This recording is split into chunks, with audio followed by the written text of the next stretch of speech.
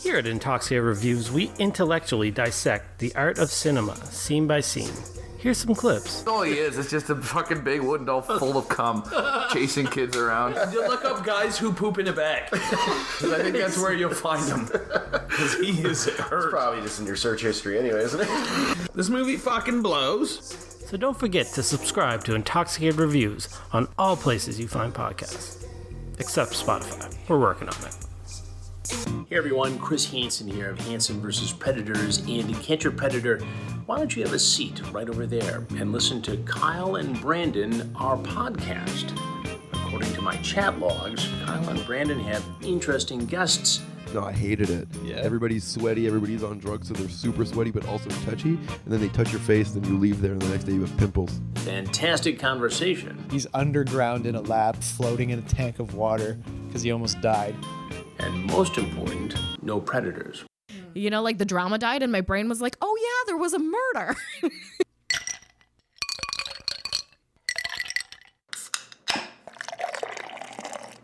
Do not take product if you are hypersensitive.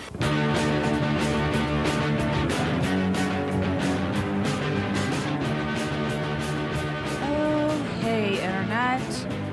Welcome back to another episode of the Intoxicated Podcast. I'm your host, Sarah McClellan, and Intoxicated is a comedy variety talk show where I shoot the shit with comedians, creators, and characters. And happy Halloween, everybody! My favorite time of the year. I've been loving it. Normally, I would try to do some sort of spooky, paranormal episode. That's not really the case this week, but it kind of is at the same time. Let me explain. This week's guest is my good friend and comedian, Alva-Marie Sparkles. This one is quite near and dear to my heart for a number of reasons. Number one, there is some spookiness attached to it because Alva produced the Spooky Bitches comedy show that happened, I guess when this comes out, it happened yesterday. It happened on Thursday. When I'm recording this, it happened tonight. And what a show it was. It was absolutely spectacular. Great crowd. Everybody did so good. I'm legitimately beaming at how much fun I had and just how well Alva did at putting this awesome spooky Halloween comedy show together. There was such a good crowd there. People dressed up for it. Specifically, there was a table of older women that came out and they all had witches' hats on. And literally, I loved it so much. It was the cutest thing I have ever seen.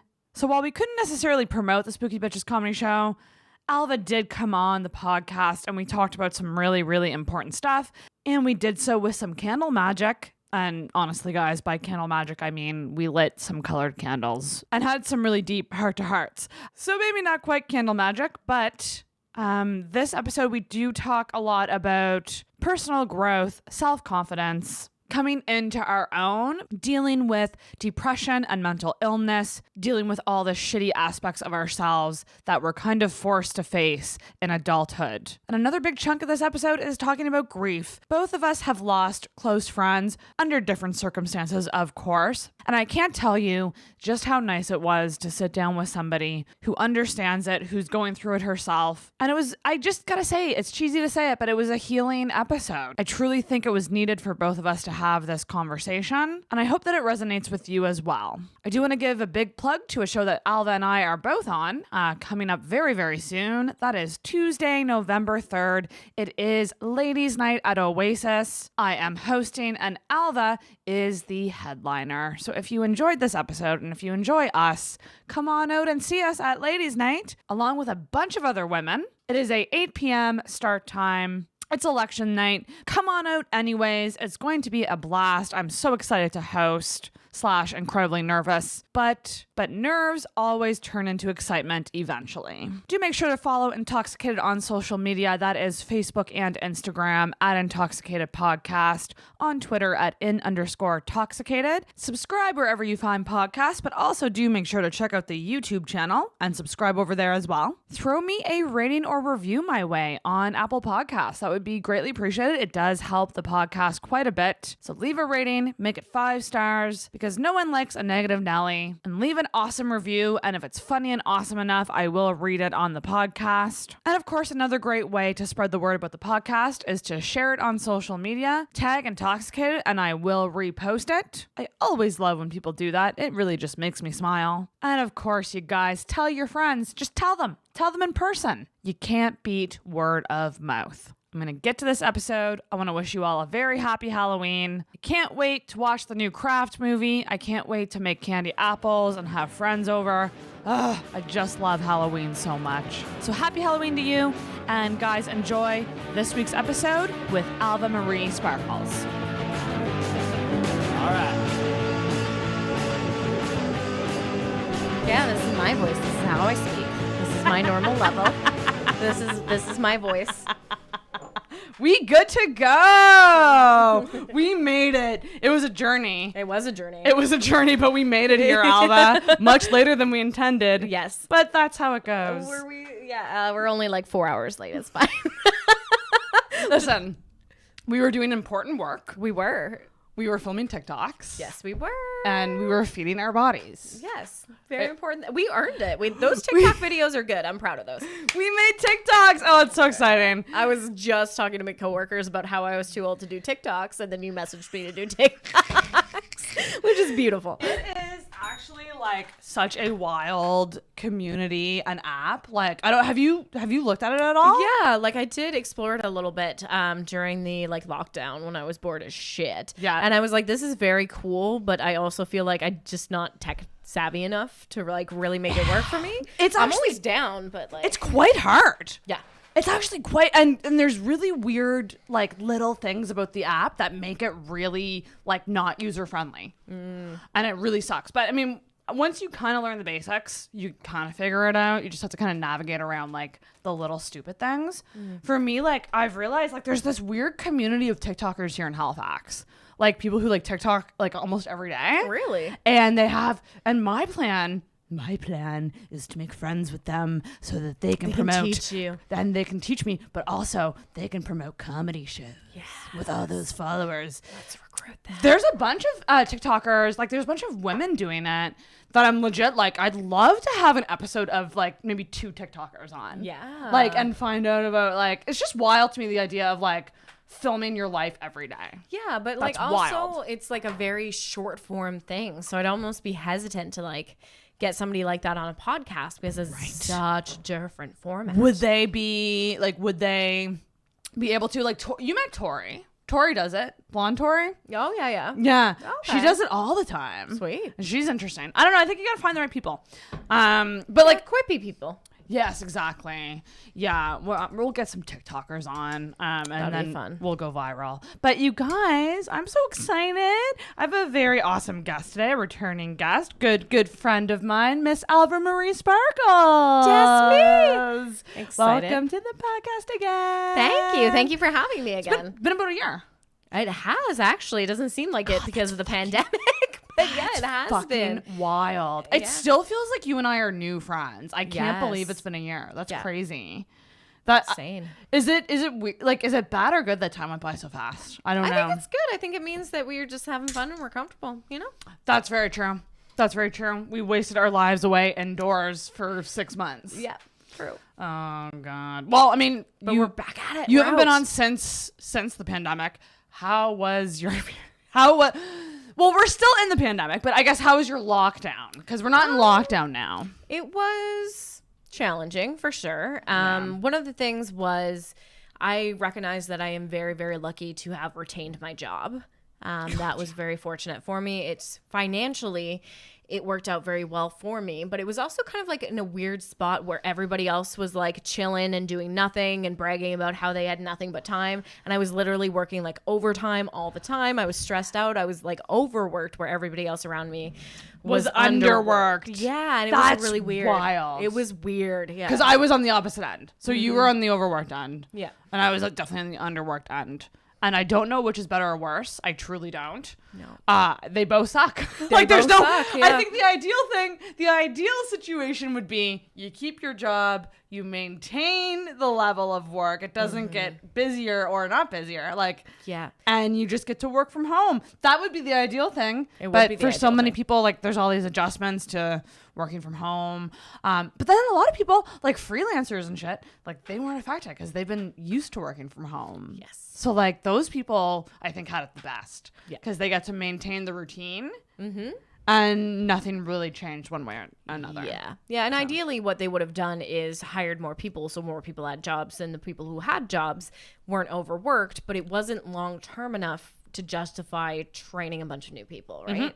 And that was kind of the situation that everybody was in. And I think maybe if we had realized how long it was going to go on for, we could have done that. But like nobody knew what to expect. And we still don't know. Like, that's the wild thing. So listeners, you guys know that we're in Halifax and quite lucky to be doing comedy again. Yes. And venues are able to do it. And not so much live music here. Like here and there, I think places are doing live music. But like generally speaking, you can sit at a table and watch comedy. Yeah.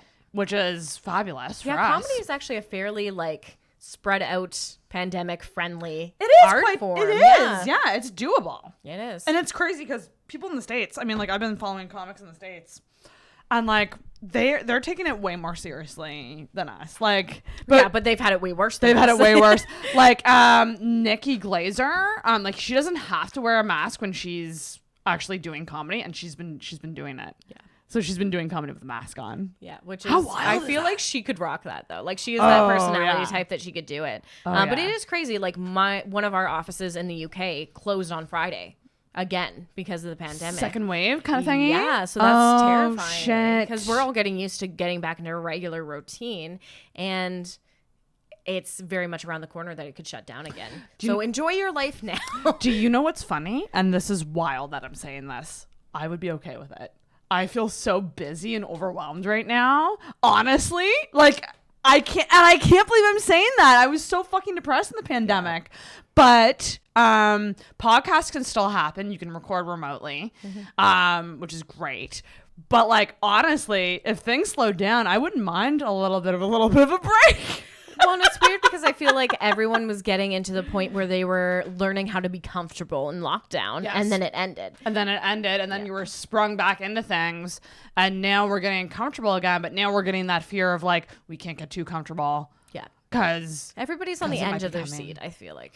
It's just a wild time. But you like, what did it feel like for you getting back up on stage again? It was strange. Like my first performance back, I very much didn't have my sea legs, if you know what I mean. Yeah. Like I was still doing, my first one back was actually a professional level show, which was probably Which was your first one back? It was the Lawn Laughs. Oh my gosh. Yeah. Yes. So it was like a booked paid show, and I did all my best jokes. Like there was no reason why it should have gone poorly, and it didn't really. Like I definitely didn't bomb. They gave me really nice compliments, but I just was not myself. Right. Like it was just awkward. Like the jokes were the same, but the delivery was not. Right. Oof. That would do it. And that was interesting about me starting when I did. Because Travis told me, he was like, everyone's going to be rusty. Yeah. Not that everyone's starting at the same level, because that's certainly not the case. No. But it's a good time to start because like everyone is going to be rusty. Everyone's going to. Exactly. So it's a very weird time to start stand up. Yeah. To just be like, okay, I'm going to start this crazy thing. Like, but wild. It's actually been very good for stand up because it is one of the easier art forms. We've had more consistent audience turnout than we have had over the last couple of years. That's so true. And it's been really, really nice. I've been really enjoying that part of it. Yeah. Consistent audiences, and like tons of opportunities every week to go up. Yes. There are tons. Literally the only days that you don't have things would be like Friday and Saturday. Yeah. And we're still waiting for Yucks to rise from the dead like a phoenix and fill that void for us again. Should we do some sort of seance? Yes. Right now? Yuck. This is, number one, I love how we look right now. Look how spooky and awesome we look. We look awesome. This is coming out on Friday, the 30th. We just did a comedy show. We just did a comedy show. How awesome was it? How wicked was that? We did so Great. good. I'm sure we would have crushed it. We did great. There was a great turnout. Yeah. So Spooky Bitches comedy show. Remember when Jimmy Kimmel was there? We did have a surprise guest though. We do have a surprise guest. And it's very exciting. But so this Halloween comedy show happened. I remember talking to you about the idea of a Halloween show, and you were like, "Yeah, I'd love to do a Halloween show like Spooky Bitches," and I was like, "I'd love to do a Halloween show too, but I have no time." Yes, yeah. So then I was like, "How can we make this happen in a way that I help, but like it's your idea?" So I nudged you and I messaged you, being like, "Alva." Well, you found me the venue, and you basically gave me no excuse. I was the little push. I just was like the old Snigglies, which is now the basement of the shoe, is now open, and it's such a good stage. Yes. Just saying. Well, because I was very worried that it was too tight, because I had decided I wanted to do that in early October, and then I got really busy that week, and then it was 3 weeks till showtime, and I didn't think it was doable, and you were just like, just do it anyway. Just do it. We got this. You did one show before. This will just be toned down. It's all good. And like, you sprung into gear. You got promo up. It went from being a cute little show to quite an ordeal. Quite an ordeal. Yes. But I'm so proud of like what you've pulled together. And like, Thank you. This is in the past, but I'm so wildly excited to do it. And like, imagine how awkward this episode is gonna be if if it's fucking just totally no one shows up. Like, we all do bad. Yeah. Like, let's hope it's somewhere in the middle. Like, let's keep our expectations Happy like middle. realistic. Yeah. You know, we're all gonna do okay. 50% capacity. Everybody did pretty decent. Yeah. No one bombed. No one killed. Yeah. Yeah. It was all right. It was a pretty decent night.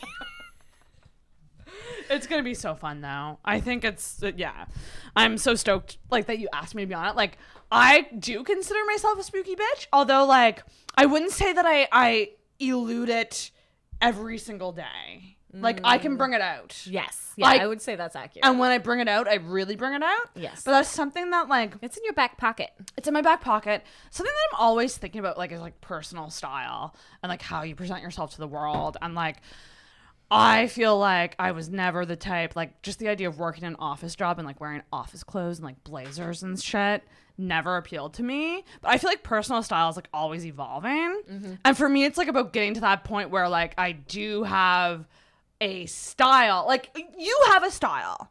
It's you ridiculous. Very much do though. but you incorporate it say? Yes, You say? I do, yeah. Like, Yeah, it's something that every day you have something. Yes, Colorful, a little bit flashy. And I admire that in you, because some days I dress boring and I'm just like, I just don't feel like myself. Yeah, it does change your mood. It really does. It really, really and it's a fucking bit does. silly that it does, but it can impact you. It can really big time impact you. Do you ever what's like low key Alva look like? Like when you're literally just like chilling. Do you have a chill outfit or no? I have these pajama pants that I purchased for my husband, but I have now stolen, and they are Mario. And then I have a T-shirt that says "Living the Barbie Dream." That's so appropriate for you. Yep. That's fucking great. So you do tone it down. That's always what I wonder about people who are like always so stylish. I'm always like, I want to see the other side, because there always is another side. And that's the thing. Like, I always make jokes about me. I'm like, you're either gonna see me like in a skirt and done up, or I'm gonna look like a homeless person. Yes. Yeah.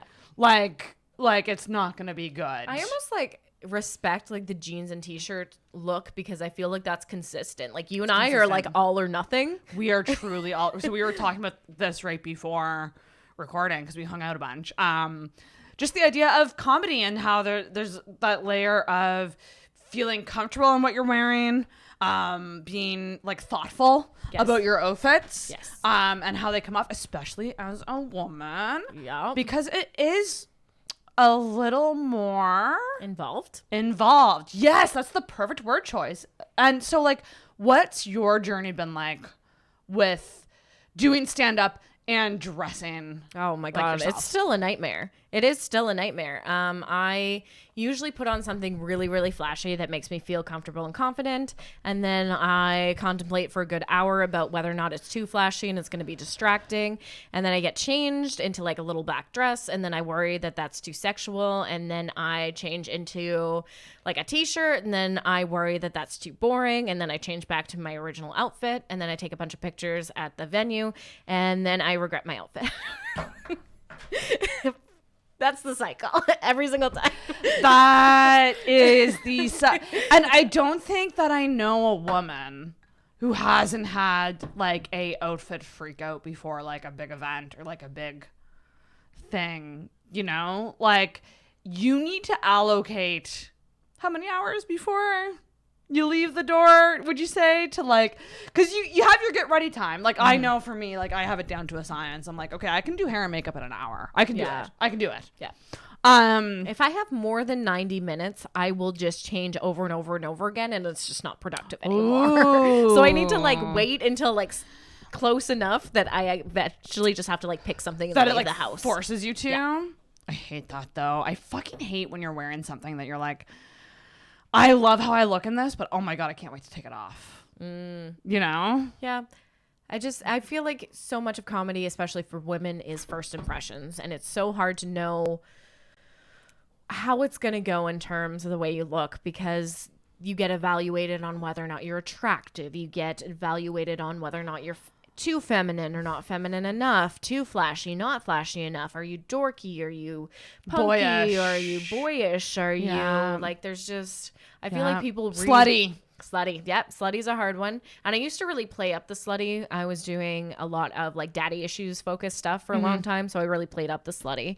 And I stopped doing that just because it's like, I do have a fairly like sexual style, but it's not, I don't need to play it up. You know, That's like there's enough. Yeah. Yeah. And to a certain degree, the jokes should speak for themselves. You shouldn't have to wear something that, look at me. Exactly. Like you should be able to do the joke regardless of what you're wearing. Yeah. But that being said, it can help with that initial first impression.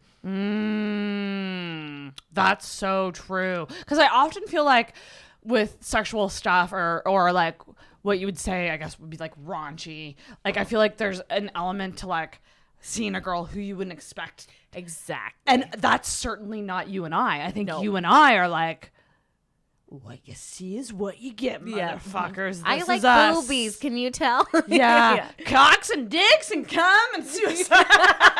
Cum and suicide. I think that's our slogan now. Do we have it? Cum and suicide. Can you get that added on the bottom there? In like fancy letters. Yes. With some glitter. Add some. And just like one of these. I've been thinking a lot about just the idea of, and not even just like your clothes style, but like your style of comedy and lately. And it's something that I think a lot about because when I started, I just never wanted to be just the sex person or just and what I've come to determine, and this has been through, I'm on like set number, like I did my 21st set yesterday. Like I don't know shit, you guys. I truly don't. I'm just starting, but like going into it was so concerned about that and like trying to write clean stuff and trying to find mundane everyday things. But you gotta just funny. find your funny first. That's exactly it, and that's kind of what I've learned over this time is like I'm just gonna write what I write.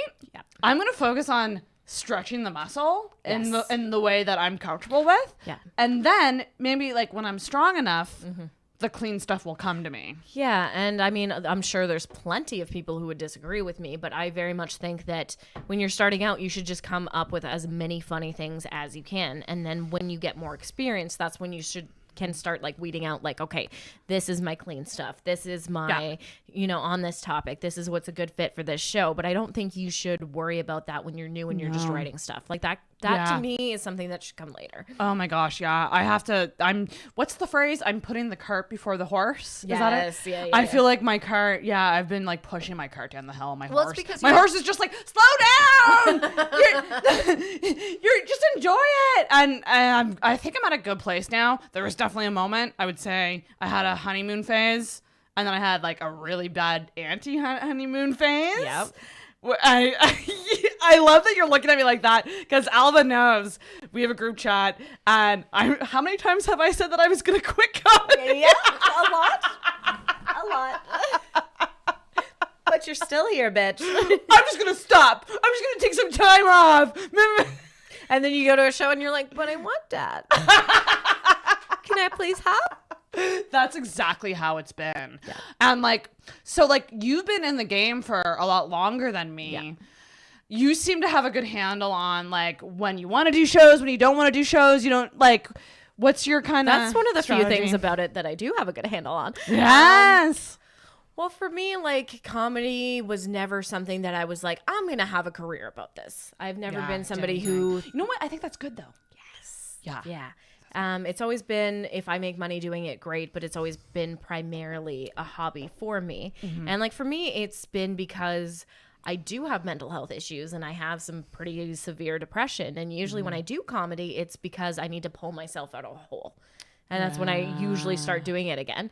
And I get myself in these really weird kind of situations, and other comics think it's ridiculous, where I start doing really well in comedy and then I get really happy and then I don't feel the need to do comedy anymore. But it's like I hit my stride and then I'm like, okay, bye guys. See you in 3 months.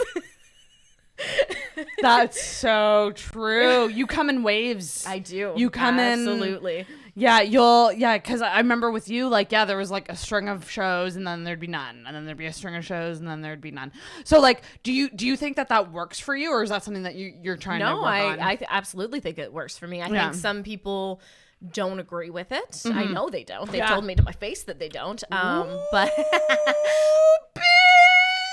I want to know who. Well, tell me later. I'll tell you off. When these are off, I'll tell you. Okay. But at the end of the day, it's my career and it's my mental health that I have to take care of. So I need to do just what's best for me. And I think that putting too much pressure on it doesn't help anything. It doesn't make you happier. And I don't think it makes the comedy better. Like, there is something to say about hustle for sure. But if you're overextending yourself and you're, not keeping up on your day job or letting your relationship slide or things like that. Not sleeping, not eating properly, eating at pubs every single night because you're just grabbing something at the show, drinking. Oh my God. night. I had a visceral reaction because literally that's been my life lately. I've been having days and I'm juggling kind of a bunch of things currently. And I'm finding it very hard with the lack of structure. Whereas before it would be like, you work Monday to Friday these hours. That is your work, and then, so it's separated. Like, it's naturally separated out. Whereas now it's like, everything is every day. And there's all these pockets of energy. And then I'm trying to manage all of it. And then I go, I didn't eat lunch. Yeah. And I have to get to a show. Mm-hmm. So I guess I'll order fucking fries or like onion rings. Like, I can't stress enough the importance of like balance, and I think like that's something that I think you have a handle on, is balance. Finally. Am I right in saying that? Yeah. I mean, I will say that it took a long time to get there. Like, my first year of comedy, I would go into work fucking exhausted every single day because I was doing shows nearly every single night, and then I would go out with the comics afterwards, and I worked at 7 a.m. And it was just bad. I did poorly at work. Thank you, Lee, for not firing me. Good job. But I was also on a contract and I was leaving the country soon. So I feel like they were just like, it's fine.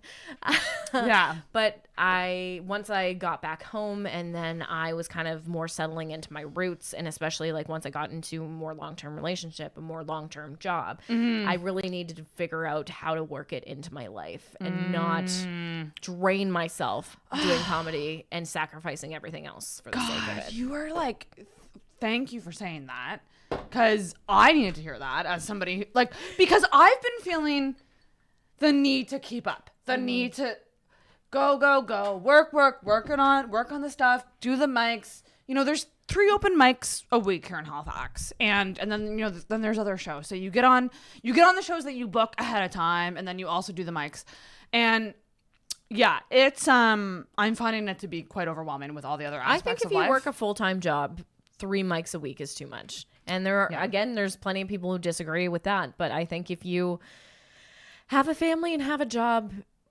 it's a lot. I think what you said right there is true. Like, I think that if you're somebody who is kind of flying solo and you're not necessarily like have someone to come home to, or like, I don't know. I think it's ideal for that type of person. But like, yeah, if you have a partner, if you have a family, like you got shit to do. Yeah. And I just gotta say, reposted a tweet that like got people riled up. It was from one of my favorite comedians, Corinne Fisher, who was like, pretty much, I don't have my phone on me, but it was essentially just like so much of women's jobs and like relationships is like making the guy feel better. Yes. Yeah. And the emotional work women have to do in addition to all the other things we have to do is a lot. It is a lot. So, like, I don't know. It's just something to consider when we're talking about hustle. The emotional exhaustion of that, but also if you're a young person who's gonna go to a bar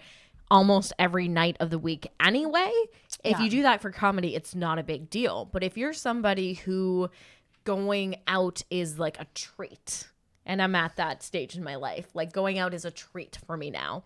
And I can't really justify just going to a bar every single night. Yeah. No. It's because it is a tempting culture to stay out, and you see people hanging out and it gives you the serotonin. So you're like, I'm going to stay out.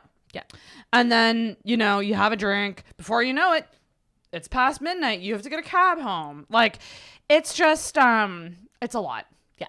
It is a lot. And, it's something that every day I'm like, you got to be more balanced. You got to be more balanced. You got to be more balanced. You got to take some me time. You got to take some me time. And I'm like, I'm so bad at taking me time, because even in my me time, I feel like I'm doing work. Yeah, or you're just guilting yourself for not hustling. Yeah, like even in my me time, I'm like, I could be writing a joke. I could be writing. Yeah. Like, it's what just should I like, be doing right now? Jesus, like, I don't remember the last time that I just like, I actually do. It was quite a while ago that I ate a meal just for fun, not for fuel. Yes.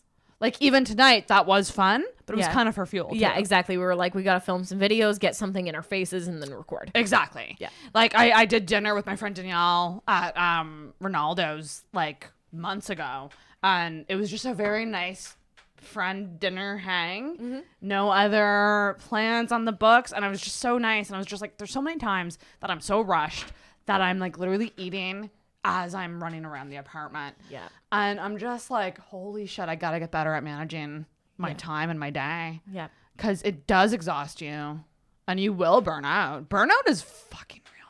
Yeah. All of my meals now are just what is close to me and that I can afford and quick. Oh my God. That's all it is now. And I lost so much weight. Well, so much, like 15 pounds in the quarantine. That's a lot. But I've gained it all back since I came back, because it's just not being home and not being able to manage my life in that way. Like, I lost control of it so fast as soon as the world went back to normal. That's wild. Yeah, so many people have been up and down with weight stuff. I mean, anyone who has it in their life to like allocate an hour a day to working out. Yes. I mean, I'm just so fucking jealous of you. Yeah. Well, I liked working from home because I could just like sneak in quickie, like 5-minute workouts. Ooh. And that was really nice because I agree with you. Like sneaking in a 1-hour workout, like that's teenager stuff. We don't have time for that anymore. I always hear people say it's just an hour. I'm like, you don't understand how fast my days go by. Yeah. And I think a huge part of that for me, and I have to give myself credit, because during lockdown, I slept until 1 or 2 most days. And you're sometimes 3. Like 9. I've been trying to get up at 9. Usually I end up rolling out of bed at 10 because I'm like snoozing, alarm. And I know that, but I also know that like so much of that is me fucking staying up so late. Yes. So each night I'm like trying to like go to bed a little earlier each time. And it's not like you're out just having fun or just watching TV. You're usually hustling at night. You're editing podcasts. You're putting out promos. You're doing stuff. Yeah.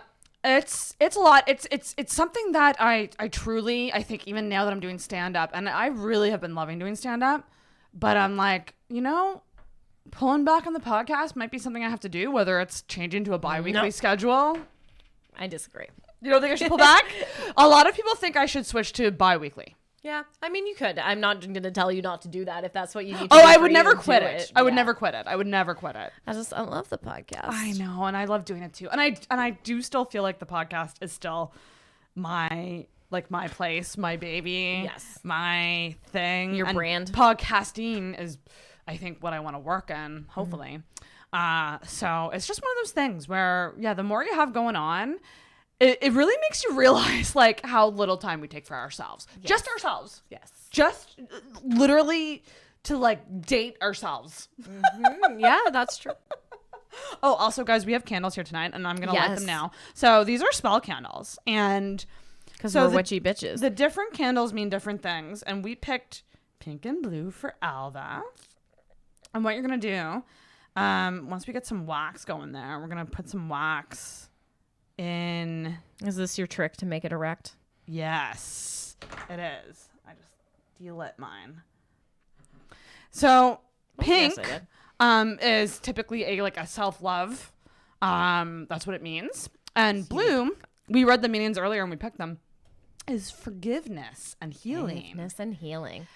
So I think that that's perfect for this episode. 'cause It's perfect. We're talking about confidence. We're talking about self-esteem stuff, but also like the healing thing. So the Spooky Bitches comedy show, probably to people on the outside, it's just like a fun show with spunky women. We're doing comedy in a basement, $5. Halloween, come on out, we're gonna dress up. But Yeah, it's buddy. more than that to you. It is more than that to So me. what inspired it? Yeah, so Now we're gonna start crying. The short answer, it was my therapist suggested it. Did she really? Yeah. Is it a she? He. Yeah, perfect. I don't know why I assume women see women. Yeah, I requested LGBTQT, so they gave me a gay man, which is wonderful. He's lovely. Oh, lovely. The best kind. Also, I called the last one a DILF, so I'm not allowed to have a straight man anymore. Wait, you called him that to his face? Hang on. What? Did you say that to his face? Maybe. How did that happen? I don't know. Oh, I think I said something offhandedly. Anyway. Oh my God, that's so funny. Just the idea of someone like firing you as a client for that reason is hilarious to me. Yeah, so don't do that. Okay. But it was suggested to me. I have been struggling with depression more than usual, and I had a really bad spell around this time last year that was horrible. And it was kind of pretty directly related to a tragedy that happened this time in 2018. A very good friend of mine was killed. She was very young. She was 23 years old. She was recently engaged. Yeah. It was hard. It was very brutal. And I last year spiraled pretty hard. I was angry, and then I was sad, and then I was, desperate. And I really had nothing to do with all of that energy. So it was suggested to me by my therapist. He didn't say, put on a Halloween comedy show. But he said that I should do something that feels productive, that is positive and fun, that will keep me distracted for at least a few days, and that's something that I feel like I'm good at. So I was like, sweet, I'll host a comedy show. That's amazing. Yeah, and that's such good advice too. Right? He's The- great. The productivity thing is so huge. Just the idea of feeling like you have something to do, like something outside of your job. Yes. That you can do and put creative energy into. And be proud of at the end. Be proud of. And because that's the thing about shows, like you do see the direct result of your work. Yes. Whether you think it's worth it or not. I mean, that's up to you. It depends on what your definition of success is. Yeah. It's not always about money or making profit. But like I think most people who do comedy shows want to get a good crowd. They want to curate a good lineup. They want Yes. to, things like that. And that's really good advice. It is, and it's been really, really good for the most part. I really enjoyed putting together the lineup. I really enjoyed, you helping me with booking the venue and then putting together promo. Yeah. I feel like that's the first good poster I've ever made. It's so adorable. And it's so adorable. I feel like the people that I put on it, I was originally only going to have like a couple of comics, and we ended up having to expand it just because one of the people I wanted wasn't available, and then another was only comfortable doing less time after the pandemic. So we ended up expanding it a little bit more than I had originally thought, but I still do think that the people who are on it are they very much have this little pizzazz to them, you know? Yeah. We are spooky bitches. We bitches. look like we could have cast a spell. Yes, in our day. absolutely. Yeah. Oh, we look like we could cast a spell now, bitch. I'm grasping rose quartz as we speak. No, I'm just joking. That's in my bedroom by my bedside table, where it should be. Which is so far away from here. No, but like, yeah, you had a vision. I like, did. Here's the thing. Not all comedy shows have what I would say, and I'm trying to pick the right word to describe this, but like a stylistic vision. Yes. Or like a branding. Like sometimes it's just a normal comedy show at this venue. Which is fine. And which is fucking fine. Yeah. But like, you're a very creative person. You're a very stylish person. Yes. And I very much wanted a specific branding. Specific branding. So like you rolled with it and it's happening. But has it, so like, I mean, we're a couple days away from showtime. Mm-hmm. Has it helped with grief, sadness, all of those ickiness?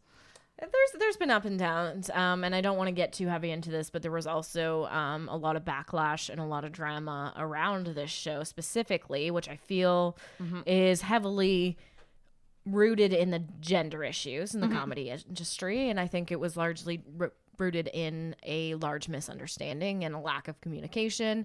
But yeah, those two words are huge. Yeah. So there was a lot of drama, which hurt my feelings quite a bit, and it was hard to be taken down by something that I was already using to cope with.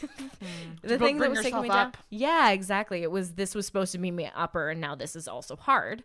That being said, though, it was plenty distracting. It did that part very, very well, and maybe not in the best way. Not in the best way, maybe not in a healthy, productive way, but it was very distracting. Yeah. And kind of when the drama cooled down, I had a big old cry because I felt like I could finally just like focus on the thing that I was originally focused on. You know, like the drama died and my brain was like, oh yeah, there was a murder.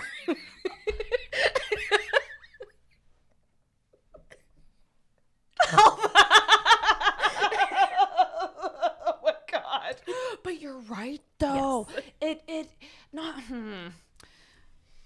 We're gonna have to be careful how we talk about this because I don't want to get too specific. But Well, and I don't want to upset anybody. But also, or this is I also want people to remember that Intoxicated is my space that I invite people on to talk uncensored, freely about things that are going on, and this is just what's going on. And you're a good friend of mine that I would have had on anyways.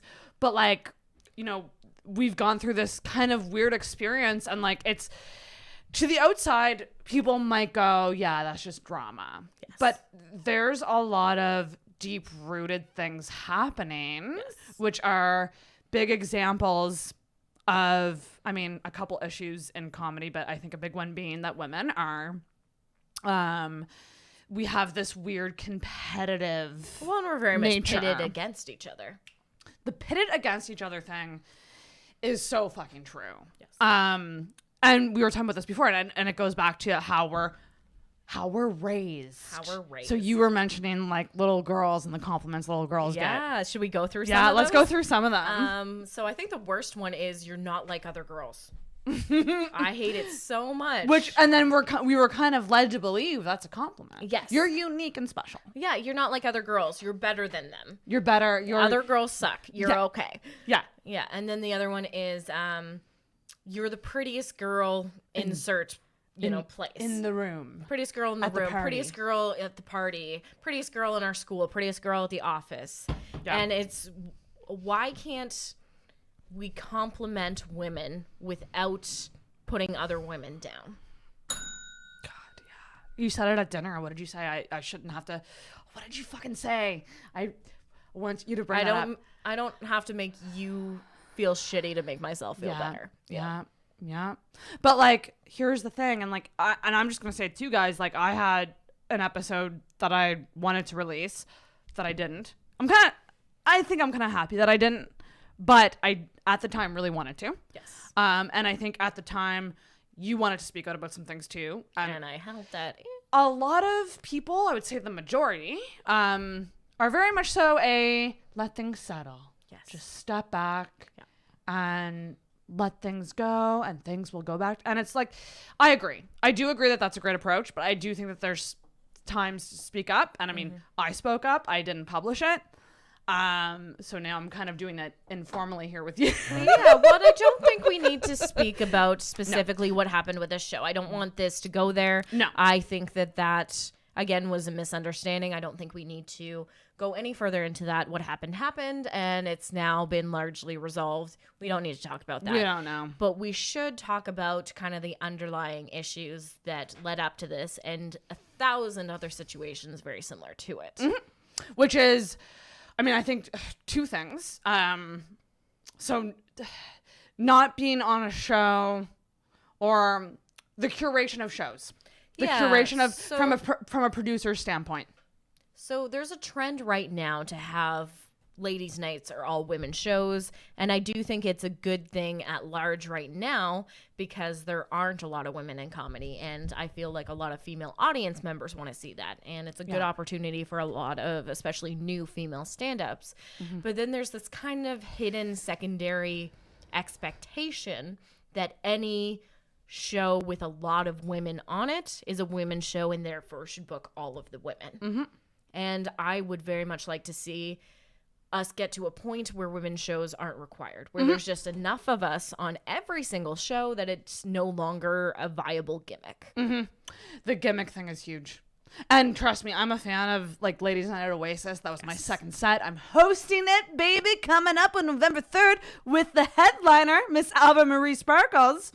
So let's not burn that too hard. We're a fan of Ladies. Like we are a fan of because we love what Oasis does because no other place is doing it. Number one.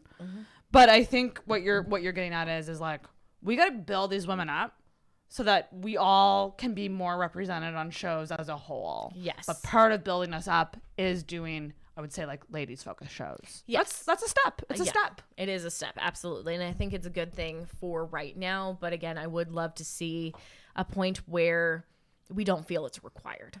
Like if you had an all men's lineup and made a big deal of it, how dumb would that look? That's the thing. Have we ever seen that happen? Like, have we ever seen like like just a regular old, like not a pro paid show, but like just an all male open mic and have a male go, I'm not on that.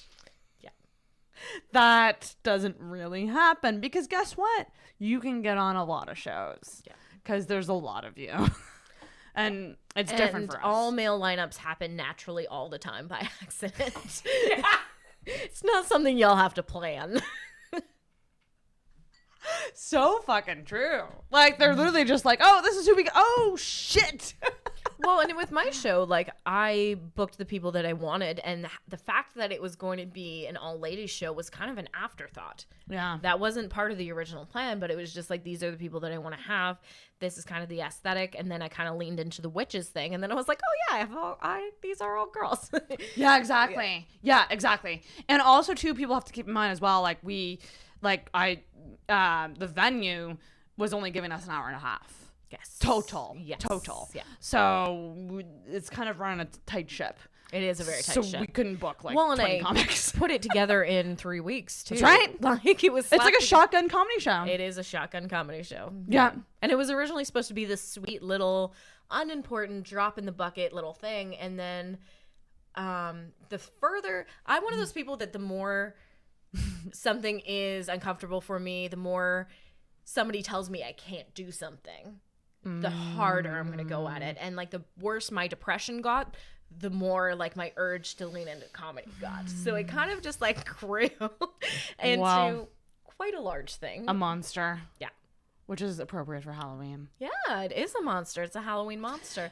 I think an important thing to talk about, and this is not just gendered, this is overall in comedy, is the feelings of your ego being attacked because you, for whatever reason, you feel like you're at a certain level based on what you think of yourself, what others think of you. So if you're someone who's getting complimented a lot in the comedy scene and people, you know, outwardly support you, how do we deal? Because we're all going to get these feelings of insecurity. Like I had it happen, I think, once when I was very new, going, oh, like I'm not that good.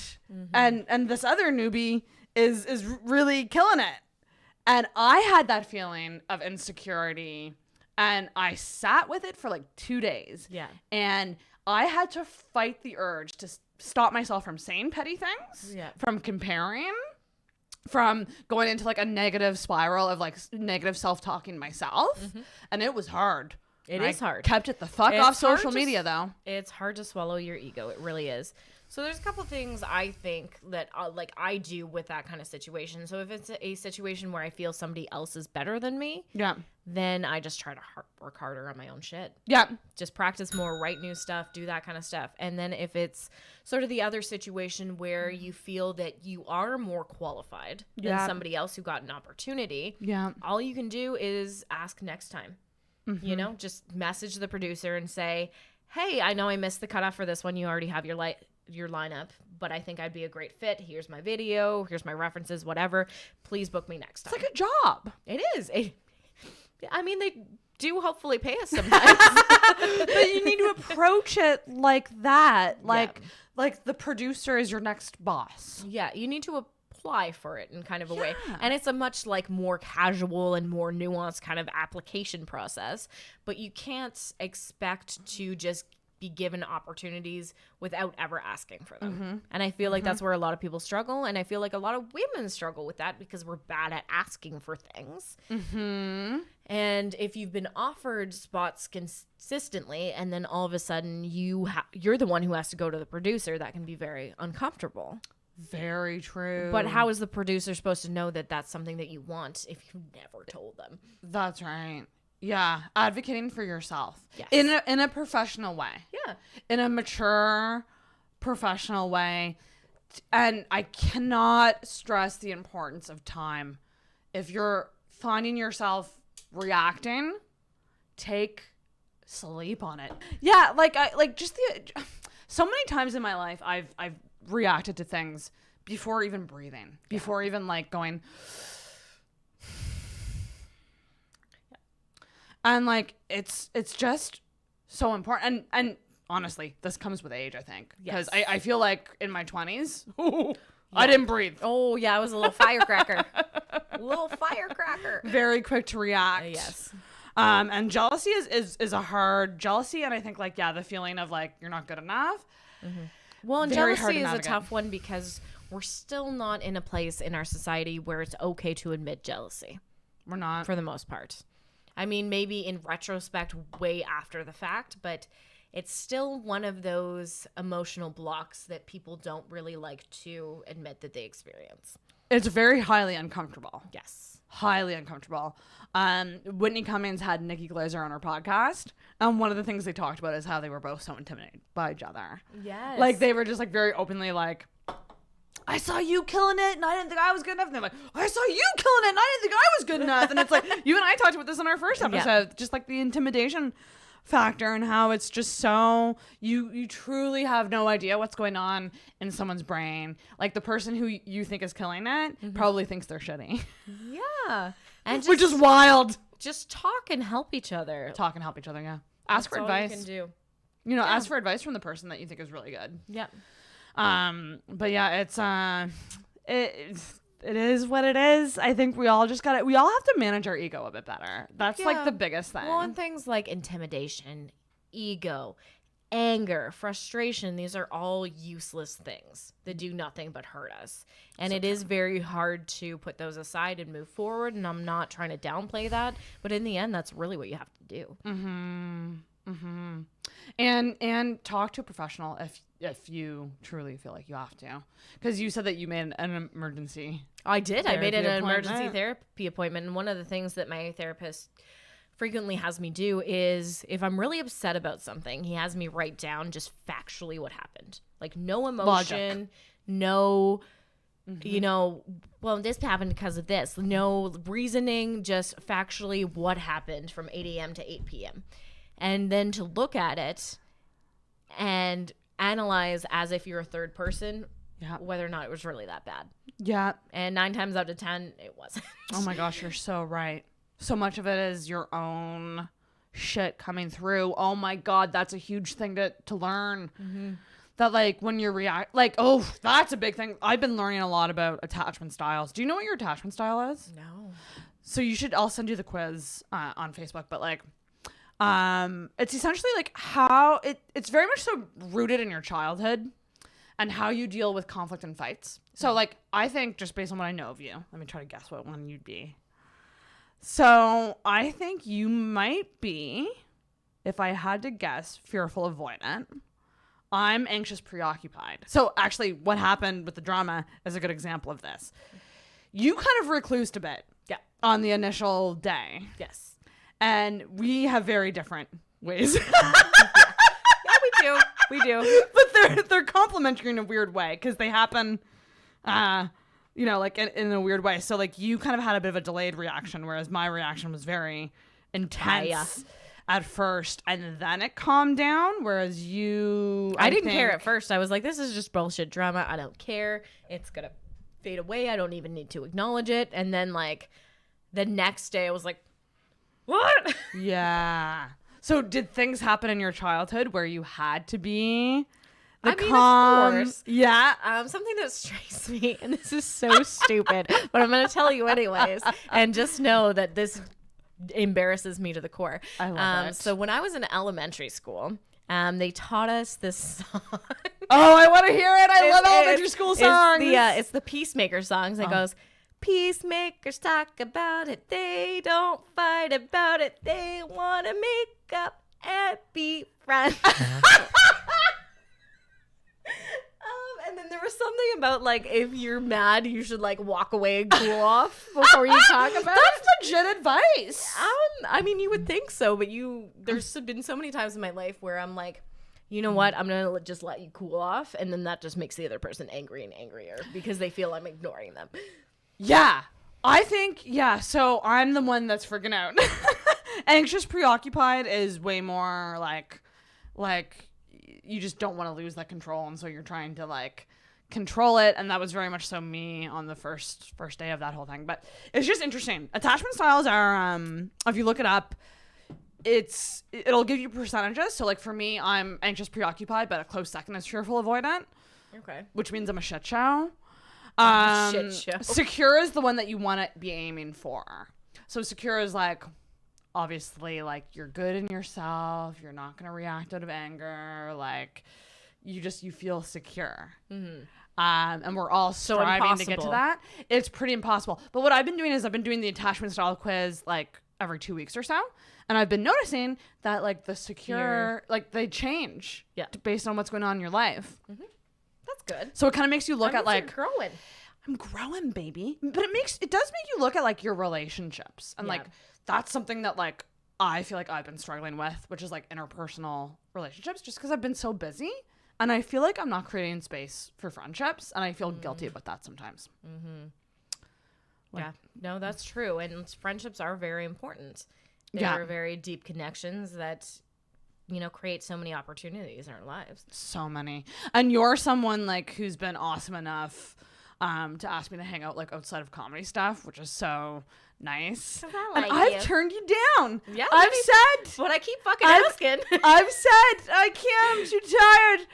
Because lately I've just been feeling like I've been burning the candle at both ends, and like at the end of the night I'm just like all I want to do is lay on this couch and watch an ASMR video. Yeah, but that comes also back to like the communication thing is if people know that it's not personal and you just need your you time, then they should be fine with you saying, no, I don't want to hang out, and then still ask again later. Exactly.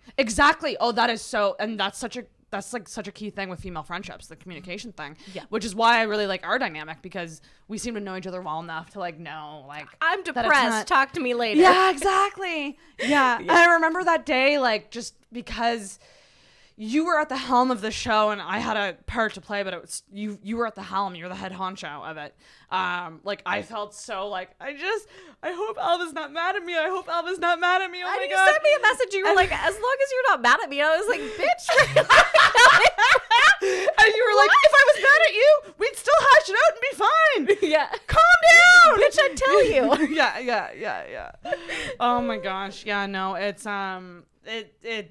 really good to know when people know you. Yes. It's a really comforting feeling to not feel like feeling misunderstood, I think has been like the biggest challenge of my life so far. Yes. And I'm very much somebody who values my alone time. And it's something that I need to have, or I turn into a very unpleasant person. Yeah. And it's just like, I need that internal time to just reflect and to learn about myself and to just figure out what I want. And I've had relationships in the past, you know, both friendships and romantic ones and all that kind of stuff, where people think that I'm giving them like the silent treatment because I don't want to interact. And I've had to learn to be very, very clear and be like, no, I like you. I'm not mad at you. Yeah, I just don't want to talk to you for the next 2 hours. That's attachment styles, though. Yeah. So that's you going, I need to avoid, like, I need to be recluse a bit into my introvert version of yourself. And, like, that's the importance of attachment styles, because if you know someone else is, like, way more like, no, talk to me. What's wrong? What's going on? Yeah. Like, and that's very much so me. Like, I'm like, talk. I want to know everything. But then if you know that about me, you would know to say, I just need space. Yeah. And then you telling me that makes me feel less anxious. Yes, because then you're in a loop. Yeah. You know what's going on. Yeah. Yeah. And this is why it's important to fucking communicate. Yeah. And communicate when you're not freaking out and be honest. Honesty is huge. It's really hard sometimes, I think. I think that a big problem is that when we talk about relationships and working at relationships and communication and all that stuff, people always assume that it's like the romantic relationships, where it is important in every single relationship you have, be it like platonic or even work relationships or family relationships. It doesn't matter who it is. Those same rules still apply. And setting fucking boundaries, motherfucker. Oh boy. I have been learning, I don't know if this is the full moon. I don't know if this is 2020. I don't know if this is like my hormones. I truly don't know what's going on with me lately, but I've just been very much so analyzing myself. And one thing that I've learned is that I'm shit at setting boundaries. And then I end up resenting people. And that's not a fun feeling. So I've been learning to set boundaries lately. Like, I think specifically with work stuff. Yeah, like you've been doing too much for people. Yeah. And just being like, I'm not available at this time. Please stop. Yes. Like stuff like that. And you can translate that into friendships. I mean, you don't have to be a bitch about it. No, and don't be. You shouldn't be. But it's the same thing of me being like, I can't hang out tonight. Like, I really want to hang out tonight, but I just can't. Yeah. I'm emotionally exhausted. And then you go, I understand. That's a boundary. Can I disclose a pet peeve? Please do. Is it about me? No. So defensive. Anxious, preoccupied. Did I displease you? How can I make you happy again? Tell me the bad. What did I do wrong? What is your pet peeve? When you don't want to do something, so there's like an event or something and you don't want to go, or somebody wants to go hang out and you don't want to go, and they like demand a reason for it. Oh, I hate that. That is such a like 20 in your 20s type of thing. Yes. That should not be a thing in adult life. No. You don't owe anyone anything. No. Although I will say I have been on the other end of that. And I think it's just my extroversion of like, I just want connection. I just want to be around people. Why don't you want to hang out with me? Yeah. Why don't you and it's just, again, anxious, preoccupied. I just go into that like, you must not like me. What can I do to make you like me now? Yes. But now that I'm fucking exhausted, I see the other side of like, I don't owe you a reason. I'll still, me personally, I will still probably give one. Yeah. But that's just me. Yeah. Well, and it's a difference between, are you asking me why because you want to make sure that we're good, or because you want to analyze whether or not I have a good enough reason and you want to force me to do it anyway? Yeah, that's very, very true. Because like usually my reasons for not wanting to go out is like, my dog seems nervous. and I just want to hang out with him. Oh my god, that's amazing. Yeah, and most times my reasons are like I'm pooped and I need to recharge. Yeah. Yeah. I notice like sometimes people are just like, I'm just not free that night. And that like I feel like that's a really good way to say it. Mm-hmm. It's just like, oh, okay, they got something going on. Man, that's ballsy to ask what it is. Like I would never. That's so ballsy. Yeah, I feel like I don't have a lot of friends like that anymore for probably good reasons. I think if it's like a special occasion or like a really special night, yeah, I would want a reason. Oh yeah, like if it's your wedding and you're just like, nah, I really wanted to smoke a joint and watch The Grinch for the 17th time.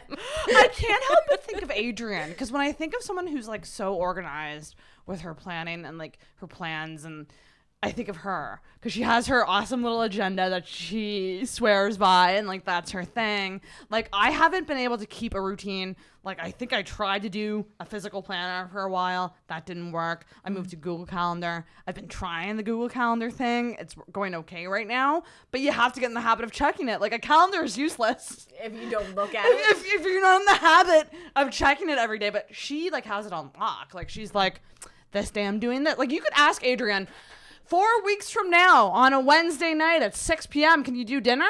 Like she would be like, let me check. Yeah. Like she absolutely. Momager. We love you, Adrienne. We love you, Adrienne. And that's not at all an insult. No. I truly strive to be like Adrienne. Yeah. In terms of that, like the organization aspect. I feel like for me, like you mentioned that I have a really good stride in terms of like knowing when I want to do shows and when I don't. Mm-hmm. But in terms of all the other aspects of my life, I still don't have that balance. No. And I feel like I very much will be in like a really good state, and I'll be like, okay, like payday just came, I have money, I am well rested right now, I don't have a lot of stresses right now, and then I'll want to be very extroverted and I'll book myself for like the next 3 weeks. Solid. You'll overbook. Yeah, and then I overbook, and by the end of it I'm like, I don't want to see anybody again for a fucking month. That's wild, because I more so now than ever, I've just been so spontaneous with plans. Like I'm like I like that though. A couple days out trying to make a plan. I need to try to make more plans with friends. I have to make that a priority, because I truly feel like my relationships are like not the best right now, which I know might be shocking to some people, because some people might think that I'm like friends with everybody and so like connect. I think that's like a perception people have, and I don't feel that way. But I think it's just because so much of my social life is wrapped up in also like content, like what we're doing, like we're socializing right now. Yeah, but it's also content that I'm going to be editing later and putting. I probably wouldn't come over if we weren't recording. Exactly, right? So there's an aspect of, and it's fun work. Like I truly don't want people to think that I'm not having fun, because I love it, and it's actually helping me in my career. But like there is an aspect of work intertwined with a lot of my social life, and so I'm gonna try to make a point to like just make more plans that are like, you know, just not after a show, not before a show, not before a show, not writing, even though those are great. And I owe a lot of my, you know, my early confidence in getting up and doing comedy to you and Adrienne and Kirsten for like helping me like work through jokes and shit. Like there's value in that, but it is still work. Yeah. In a weird way. I try to I successfully made friends. Not to brag or nothing. That's really hard as an adult. But I made friends with a coworker recently. And like we were trying to make plans, and I was like, we could do this, like we could, and I was kept like throwing in other things to do with it. I'm like, we could go for drinks after work, or we could take the dogs to the dog park, and blah blah blah blah blah blah blah. And I threw out like 10 suggestions, and he goes, you know, we can just hang out and talk. And I was like, what? Keep it simple, stupid. What? That's it all. Like that. Come over. What? Just come over. What? Come over Friday at 7. See, I would honestly think if somebody said that to me, I'd think they wanted to fuck me. I mean, that's true too. If it was like a straight guy friend, yeah, I would think that. Oh, if it was anybody. I'm very egotistical. But it's so true. We try to, I think so much of it is like we try to add on to our day. Well, for we efficiency. Try to blanket the fact that we just want a human connection. Oh my God. Like we try to put So a comfort true. layer between it. So true. Yeah, you're running errands. Well, maybe I'll run those errands with you or something. Like, no, let's just hang out. Let's just talk. Phone calls. I want to bring back the phone combo. I fucking hate phone calls. Really? They make me so uncomfortable. Did you not like talk on the phone as growing up, like with your friends? Yeah, I guess so. Yeah, Like back before texting and Yes. the internet? Yeah, very much so. I wasted so many hours with my 7th grade boyfriend on the fucking telephone. Like probably like 10 hours a week. Oh my God, that's funny. It's a wild way to get to know someone. I will say that. I think it's, honestly, if a Tinder match was like, let's talk on the phone, I'd do it. Really? Yep, I'd do it. I'd be like, you fucking weirdo. I don't mind the phone so much. I do find you have to get over that initial anxiety. But I don't like answering calls that I don't know who's calling because I'm like, it's the bank and they want money from me. And I'm really good at dodging those calls. Yeah. Good job. I'm pro at that. But like the friendship thing, so like going back to like we both have friends that passed away. Yes. And grief. Yes. We wanted that to be another subject of this episode. Yeah, I like, really do want to talk about that quite a bit. Well, like first of all, like your friend passing was a lot different than mine. Yes. Very different circumstances, but still somebody who is far too young and far too talented to go. Yeah. How did you initially deal with the news? This is something I'm always curious about because I feel like there's two reactions. Because when Vaughn died, there was two reactions. There was shock, utter shock, no crying, nothing, just utter shock. And then a lot of the women that Richard called burst into tears right away. I refused to believe it was true for like 2 days. Yeah, so you wanted a shock. Yeah. I was Did just you like, cry no. right away? No. No, I don't think I cried until I finally had to face the fact that it was actually happening. Ugh. And my brother, who I adore, he's the one who's closest in age to me, and they were in a band together. And he finally called me after seeing like social media posts and stuff on it, and he was like, "You know what happened, right?" And like hearing him say it, it was like finally real. You know what I mean? And then it just hit me like a ton of bricks. So you truly didn't believe. So who told you?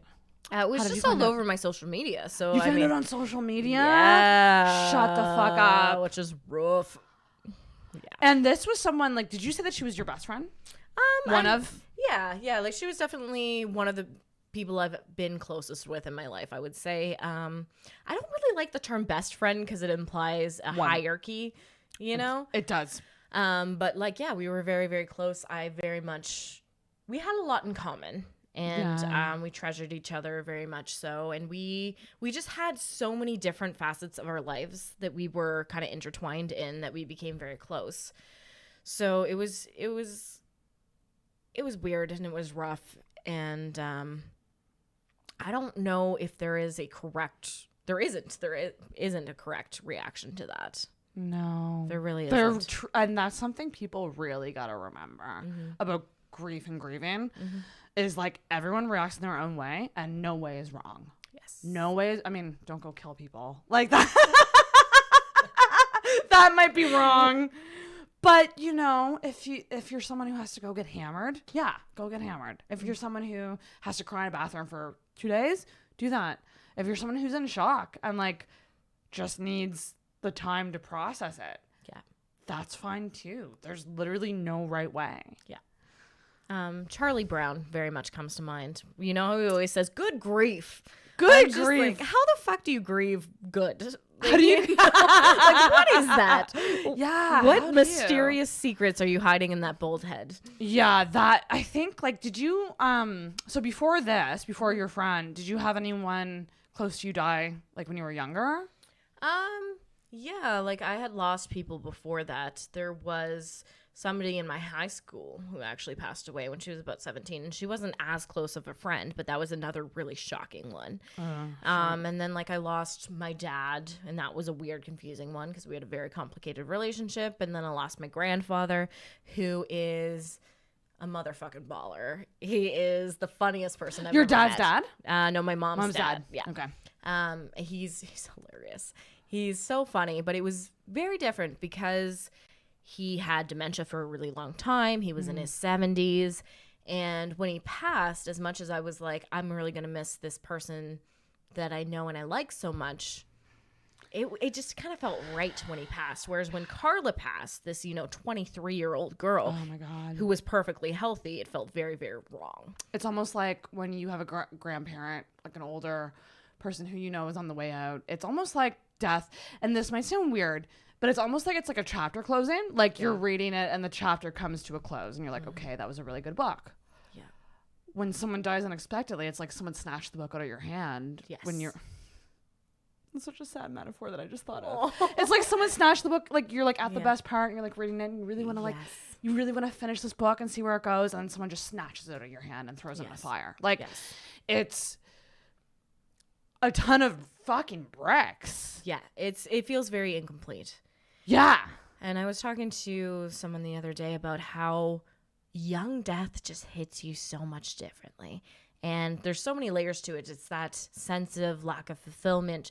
There's that sense of it just being wrong. Because we know we all die someday. Yeah. But I mean, when it's like, when you're over 70, I feel like it's just like, okay, that happened. Yeah. It's almost like you hit an age where it's like, okay, well, this is it. Yeah. Like, I'm just going to enjoy some life. Hopefully I'll be like, have some good money and I can like be in Florida for a long time and just enjoy old age. Like enjoying old age. Like that's something. Well, I think even about all the time. 70 is fairly young, but it's still, at least you got to the golden years. You got to that's what it is. The gold. Like that's where my parents are right now. Like they're in their 70s. And it's like, they're not working. They're happy. They're traveling. Well, not anymore, but like they've traveled, they've taken trips and like they're, fulfilling their home, like, creating a good space to like relax. And that's the ideal for most people. None of us think that we're going to fucking go tomorrow. No. It's wild. It is wild. And it also makes you, it makes you face your own mortality when somebody your own age passes. Isn't that insane? Are you someone who, do you think about your own death a lot? Well, I've been a suicidal person for as long as I can remember. So I've thought about death a lot. But I think one of the reasons why I was always fixated on suicide is the sense of control that comes with that. So the fact that, with my friends, somebody else took her life and the lack of control that comes with that, I think was very, very jarring for me. Ugh. That's... And the circumstances surrounding it, like the fact that you mentioned still to this day, like what's the deal with the case? Like it's not... No, it's unsolved. They originally thought it was a suicide, and then they found that it was impossible for it to be a suicide. And then because she was on drugs at the time of her death, and not like anything crazy, but she was on illegal drugs at the time of her death, they essentially said it was sketchy and they refused to continue investigating. And she was somebody who, like me, was estranged from her family from a fairly young age. So there was no next of kin to really push it. Which is a whole nother thing that I'd like to talk about, is the whole idea of family and next of kin, because so much about our society and the laws around grieving is centered around either you being married to someone or having a blood relation. And there are so many other people that you can grieve. Yes. So people who aren't next of kin can't fight that case? Is that... Unless they were either like named in a will, or like can spend a lot of money on a lawyer to... Right. So there's in your situation... You couldn't do anything. No, there was very little that I could do to be like, hey, can you find out, please, what happened? Oh my God. So I mean, and I think that's like the reason why I'm still so unsettled with it, is because it's just like the uncertainty and never knowing, but more than that, like the feeling that nobody cared. And that probably in your mind, and let me know if I'm wrong, but like, do you kind of feel like in a way, like it's unfinished business? Like, it is, like for very her, much. Like, so you're kind of thinking like this needs to be solved for her. Yes. Like wherever she is. Yeah. Like wherever our people are when they die. Oh, she's in hell. Same with Vaughn. They're drinking together, hopefully. Yeah. Maybe they met up. She's getting them wasted on Jaegers for sure. But there is this weird sense of like, listen, I have a very weird relationship with death too. Like I would never say that. How do I say this? I mean, I have a joke about it. Like, I would never say that I've had a plan for suicide, but it's been more like I've felt so listless that if a car came towards me, I might not. Yeah. Back out of the way. Yeah. You know, like I wouldn't say that I've been fully to a point where I've thought about like how I would do it. But I have had those thoughts of like, you know, just not get out of the way. It would be nice to not wake up. Yes, it would to be deal nice with all to this just shit. continue to sleep. Yeah. Yes. And like, I gotta like say, if you do have serious thoughts, Yes, please get help. please get help. Please fucking do it. Antidepressants are Do great. as I say, not as I do, because I still have not truly talked to anybody, and that is on me. But please do it. Do as I say, not as I do. Well, and that is actually a good point, and I would like to touch on that, is because I mentioned that I've been a suicidal person my entire life, but I have, in the last year or so, found antidepressants that actually work for me. Oh, good. And I do still get depressed, but I don't get that, like, oh my God, I want to kill myself depressed. I'm just like, I'm real sleepy. It's a little more toned down, manageable, doable. Yes. It's doable depression. Yeah, whereas before it was like, you know, I want to do something about this. Now it's more like, you know, like when you fall asleep halfway through a movie and you're like not sure if you should like wake yourself up for the rest of it. It's more like that kind of like passive. Like there is still something there, but it's just kind of like meh. And that's something I think like that's a misconception about. There's a lot of misconceptions about like medication. I think a lot of people will either hear of someone doing it or like they've taken one and it just like they got horrible side effects and it didn't work. And so they write everything else off. Yeah, and there's so many different ones. And I will say I've tried 5 or 6 before I found one that worked. Oh my goodness. See, yeah, and there you go. And like, so when one didn't work, did you feel like, I give up? Or were you just like, I need to find something that works? No, I definitely gave up. Like this was over 10 years that I was off and on different antidepressants with different side effects and, you know, different bullshit attached to them. And there were a few times where I found one that would kind of work. And then circumstances would change and I didn't have benefits and I couldn't afford them anymore and I had to go off of them. And then, you know, there's been a lot of things that played into it. But the ones that I'm on now, and I'm not going to say what they are because I don't want people to think, I'll just take that one, because you really do truly have to find one that works well for you as an individual. That's right. But I will say that I am very glad that I continue to look for one because it is well worth it. And it's not needed for everybody. Like there's so many different ways to get help. Yes. Is the thing. Like, and you really just gotta find the thing that works for you and not judge other people for what they do. Yes. Like, we all are just literally like sacks of blood running around the earth with all this, like, all these mental health issues and neuroses and traumas. And we're all just trying to, like, be happy. Yeah. I don't know where I saw it, but it was, essentially, the scene was somebody was complaining their brain wasn't working right, and somebody else says, well, it's electrocuted meat. Yeah. What did you expect? Yeah. Like, you gotta, like, give yourself a break, too. You truly do. Because there can be a lot, like, there's some people who, they don't have a lot going on. Like, they're fine, and then there's other people that life is like, here, and here, and here, and then you have to deal with it. Yes. And you're going to need fucking help at some point. Yes. Whether that's meditation, whether that's reading a self-help book, whether that's going to fucking therapy, seeing a doctor, like complaining into a microphone, doing stand-up comedy. Yes. Like, and one thing I gotta say too is like, you and Adrian like kind of interventioned me recently. We did a little bit. We did.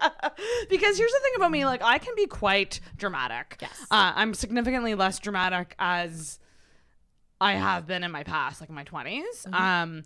But like I feel like when I'm down and when things are really bad, like you'll know when they're really, really bad. Like you'll really know. And then when things are good or okay, people just don't really know. Yeah. So I feel like sometimes it might seem that I'm worse than what I am Yeah. to other people, but like, God love you guys. Like, you guys were legit worried about me and sat me down. And this was a legitimate fucking I'm not joking, people. I felt like an interrogation. Okay, but we love you. And I did walk away feeling slightly angry just because I felt so like unprepared for it. And like these questions coming at me. And then I like sat on it and I was like, no, like they were legit friends that were worried about me and they felt like they had to do something. And fucking thankful for that because not everybody has that. But like Adrian and Alva sat me down. They were just like, are you okay?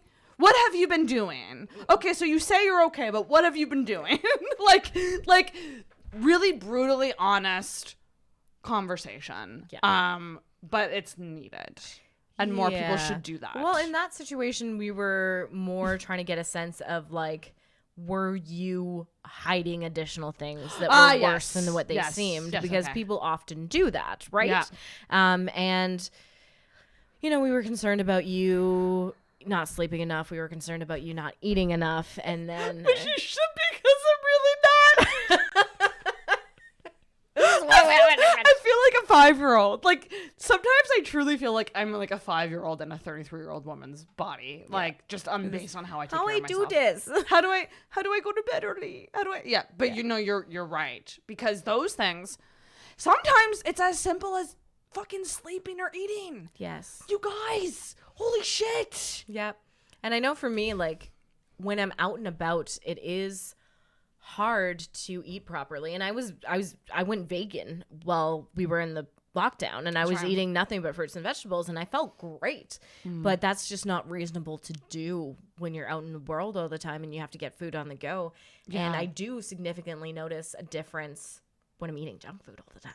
Yeah, it zaps your energy. It does. Truly fucking does. Because I've always considered myself energetic. And lately, I've just been feeling so worn down. And isn't it so weird when you finally eat properly and you're like, I just need a fucking tomato? I just had to eat this head of lettuce. Yeah. I'm a new person. Yeah, it's insane. You really gotta fucking watch it. And that's the other thing about like losing somebody. It really does put into perspective the importance of health. Yes. Because in your case, I mean, that is not something that happens. That happens to a small percentage of people. Thank fuck. Small percentage of people. But like things like, you know, Vaughn died of a heart attack. And it's like, yes, he was a big guy.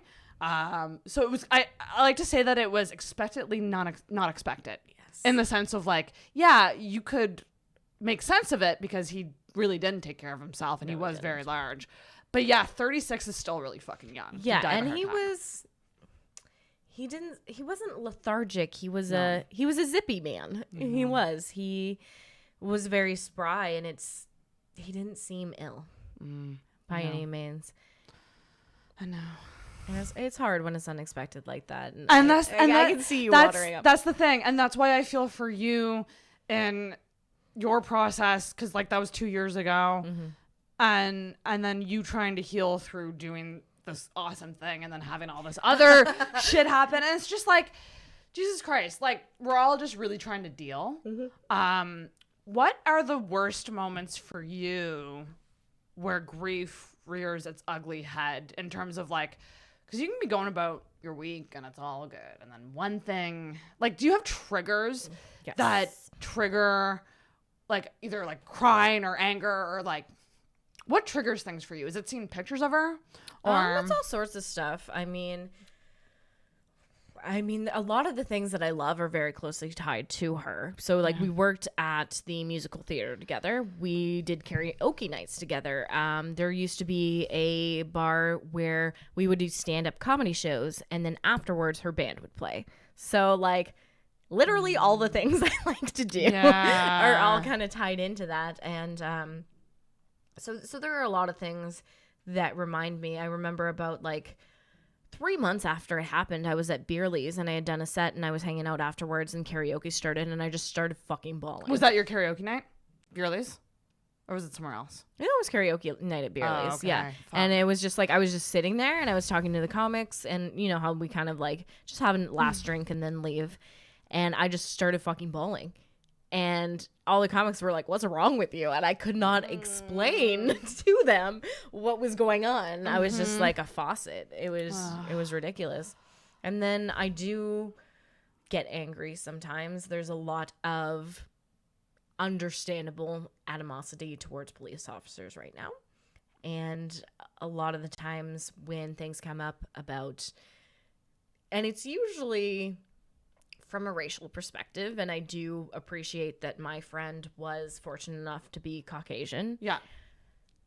But, I mean, her death still wasn't properly investigated, and that's a pinpoint of a lot of racial issues as well, which I do support, and I do everything I can to try to spread that information, support that cause as much as I can, but it also breaks my heart, and it also reminds me, and it makes me very, very angry. And I sometimes, like, when I read the stupid comments from the internet trolls, have to check myself. Right. Because I do get very enraged. Yeah. Because you have a personal tie now to it. Yes. You know, that's a personal tie because her death, it involved police because it was a crime. Yes. It was, So, like, that, oh, God. And I bet because 2020 has been a cunt. Yeah. That's a good way to put it. And it's really shined a lot of light on the police stuff. And now that you have that personal tie, I bet you that was a huge trigger. Yeah. That for sure. Sucks. Oh my God. I find that for me, it's very strange because I thought things like going to Gus's would trigger me, or like even just being at a stand-up comedy show with Travis and Catherine, like his friends. I thought that would trigger me too. And it oddly enough hasn't. Okay. For me, it's when I go to bed. So I usually go to bed every night, and most nights I replay Richard's voice telling me. Oh, yeah. And then it's very hard for me to still accept it. I've accidentally almost texted him a couple times. Oh, yeah. That's been, yeah. It's weird because I never thought that I went through denial. I thought I skipped that step entirely. No. When I found out, like, I thought because how does it go? It goes denial. I don't know what the stages are. I don't remember what the stages are, but honestly, you don't really do them in order. You really don't. You bounce back and forth between. Because for me, it's been 2 years, and I'll still have moments where I legitimately forget, and I'll go to tell her something, and then I'll remember. And then it's like I'm finding out for the first time all over again. Isn't that wild? Yes. And for me, like, it's weird because it's not all hours of the day that I'm, like, faced with this. But it's just these little tiny moments of, like, I wish he was here for this, or I wish he was here to, like, give me his stupid take on what's happening right now. And more specifically for me, it's like, Vaughn was my friend that I would, and I think I was this for him. So I think I'm fair in saying this. But, like, we both had a lot of friends separately. Yes. Like, we met and we bonded, but, like, we were kind of each other's last resort friend. Yeah. In the sense of, like, all of our other friends are busy. I have nothing What to are do. you doing? Yeah, what are you doing? You want to come over? Yeah, sure. And I didn't realize how much I missed that. Yes. Yeah, and just the casualness of it. The casualness of it, and just the idea of, like, no matter what, I knew that he was like me and he loved talking to people, like hanging out with people. And I knew if Vaughn doesn't have plans, he's down. No pressure hang. No pressure hang. If he's free, he'll be down to hang. I'll call Andrew. Yeah. And I never knew how much I missed that. Yeah. Like, it's truly, you really got to appreciate those last resort friends. Well, and I guess it was kind of similar with Carla because, like, we worked together. We performed at the same places together. She was in my brother's band. I rarely made plans with her, but I would see her 5 days a week because she was just always somewhere. Like, I would just show up and she'd be there. She was that implemented into your life. Yeah, exactly. And I went back home for a wedding, and it was just so weird. Like, I kept waiting for her to just pop up, and she didn't, and it was weird. Oh, man. Fuck. And like, this is the thing about grief. I feel like there is no end point. Yes, and that's one of the other things I wanted to talk about is people, especially those who have never lost anybody, are empathetic for about a week. Yeah. And then there's all these afterthoughts. Like, it's been 2 years for me, and I'm obviously still upset about it. And there's so much advice and so much help when it's something is fresh. Yeah. And, you know, your job has to give you bereavement leave. People will tell you to go see your shrink. People will let you cry on their shoulders. But it's all that stuff that comes later. Yeah. There's no guidebook on. And people are not always that empathetic about it. They're like, get over it. It's been so long ago. Yeah. Why you're still thinking. I saw, it was just like a meme or something, but it said, if you don't understand why somebody is still grieving, consider yourself lucky. Yeah, that hits real fucking hard. Another thing I saw that was interesting about grief was a cartoon. And it was, I can't remember exactly, but it was something like, depending on the day, grief will manifest itself in a different way. Yes. So sometimes it's a little tiny handbag, and sometimes it's a large bag. Sometimes it's a grocery bag. Sometimes it's a motherfucking suitcase. Yeah. Like, and so like on the best day, it might be a handbag. So you might think of the person once, or like, but I still don't think a day goes by that I don't think about Andrew. Like, well, it was still pretty recent. Yeah. But even still, I'm just like, I find Fully myself scared. This is another weird insecurity I have. I find myself scared that I'm going to forget about him or forget memories. Yes. And that's something I want to come back to too, is like sometimes I'll go a few days without thinking about her, and then I feel guilty that I wasn't thinking about her. Oh my goodness. And like, what a weird thing that is. And you That were is also very saying strange. about listening to that message from Richard, because she was a musician. There'll be days where I'm like, I just want to listen to one of her songs and just rock out to it, like in a good way, like in a positive way. And then I'll hit repeat. And the next time I'll be a little sadder, and I'll end up being like 3 a.m. and I've listened to the song like 75 times. Right. Because I just let myself sink into it. And that's what I'm trying to say with like good grief, because there's the grief you should do, like listening to Andrew's album, listening to Carla's song, that you should do, and you should honor that person and remember them. But then it's very easy to slip into dwelling. Obsess. Yes. Yeah. That is, I think, something that I did wrong in the initial stages of grieving. I overdid it. I think that I was like, ooh, old podcasts. I'm just gonna listen to all our old episodes, and you know, and I forced myself to like compile this like, which I'm still very proud that I did. I did like a tribute episode to him like the week later, which is lovely and wonderful, and it was really good. And I think people, oh, here we go. Here's something deep. I think what happened there in my brain, I think my codependency came through, and I was like, I need to make others happy. Yeah. Other people, I need to give this to them to help them. Other people are gonna need to hear this. Other people are gonna want to listen. And when I say that, I think I'm thinking more about his friends that weren't as close to him. Like, I'm not necessarily thinking of Travis and Dan and Catherine. People like myself. Because I think they were like, I very much so can't listen to his voice yet. And I understand that too. I understand it being too hard. Yes. And I don't know how I was able to do all of that. I think part of it was a comfort thing, but I think another part of it was for like a defense mechanism on my end to go, this will help other people. Yes. So I should do it. I can't fix me, so I'll fix you. Yep. And now I'm at a point where it's very hard for me to hear old clips. And so I did it the opposite. Yes. Yeah. I've been dealing with things in the opposite way.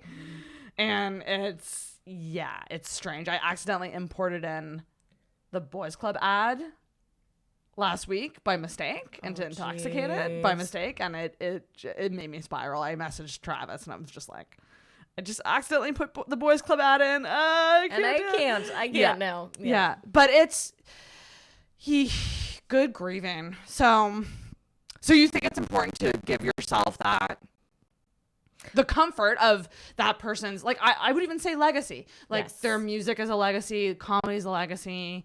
And that's, can we just talk about how lucky we are that we have that? Like, that you have songs of hers and I have comedy of hers. I can't imagine losing somebody and just having, like, nothing to hold on to. Like, maybe you have pictures. No sound of their voice, oh my goodness. Yeah, that would be, my heart goes out to anybody who's in that situation. Yeah. How do you stop yourself from obsessing? Like, I organize comedy shows. overbooked myself, so I have plans. I gotta go. Yup. Yeah, no, I think you're right. I think throwing yourself into productivity and things that make you feel good. Well, yeah, what I did last year is I rented myself a hotel room so I could be alone. And I got a lot of booze and a lot of weed, and I found every single song she ever wrote, every painting she ever did, every like little clip of every play I could find. I found everything, and I spent 2 days just going over it over and over and over and over and over again, and just like in a drunken high state of just like repeating these things over to myself over and over again. And so this year I was like, I'm gonna do not that.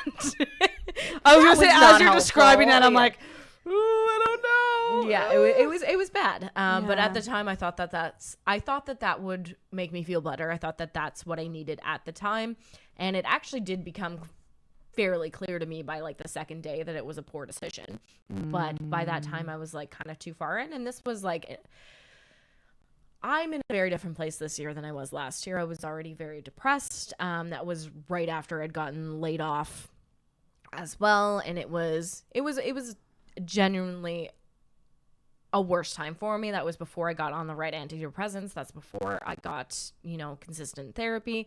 I was a very different mental health person. So at that you've time. evolved since then. Very much so. And like this year, I preemptively was like, hey, therapist, this is what I did last year. How do I not do that?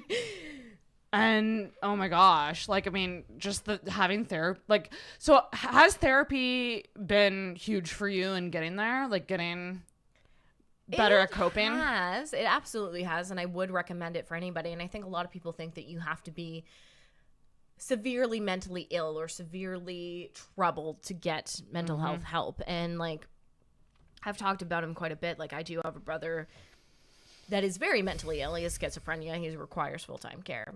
And I always thought that I wasn't sick enough to get help. That like oh, boo-hoo, I'm sad. Who am I to, use these resources where there's other people who need it more? But I now think every single person should have therapy. Yeah. Every single it fucking should be, person. I think at the very least, everyone on earth should be given like 1 or 2 a year. At the bare minimum. Like, and that's like, that's bare min. It should be more than that. Well, the other thing is that you don't make a lot of progress in that hour. That's true. You really don't. And there are times where you feel like it's a waste of time because you're like, I only get 1 session this week. Or like I only get 8 sessions a year, and then through my work, and the rest I have to pay for. So there's been times where I'm like, I've already used 3 for this year, and we haven't done shit. What the fuck? You know what? That's understandable. I would compare it to like a podcast. So I feel like with therapy, yeah, you do 1 session that's like an hour. I know that's an hour, but let's say you and I sat down and we only had 20 minutes to record. We wouldn't get this. Yeah. What's happening right now out of it. Like my new job that I'm working, like, we typically record for an hour, and out of that hour, they only post 20 minutes. But in order for them to get those 20 minutes of goodness, gotta drag stuff out. you need stuff around it, because not everyone's just going to sit down and go, these are all my traumas. These are my bad habits. How do I fix it? Like, you gotta draw stuff out of people. Well, you also have to really get to know people, I imagine, in therapy. It's been a while since I've been in therapy, but I imagine a lot of it is really getting to know you.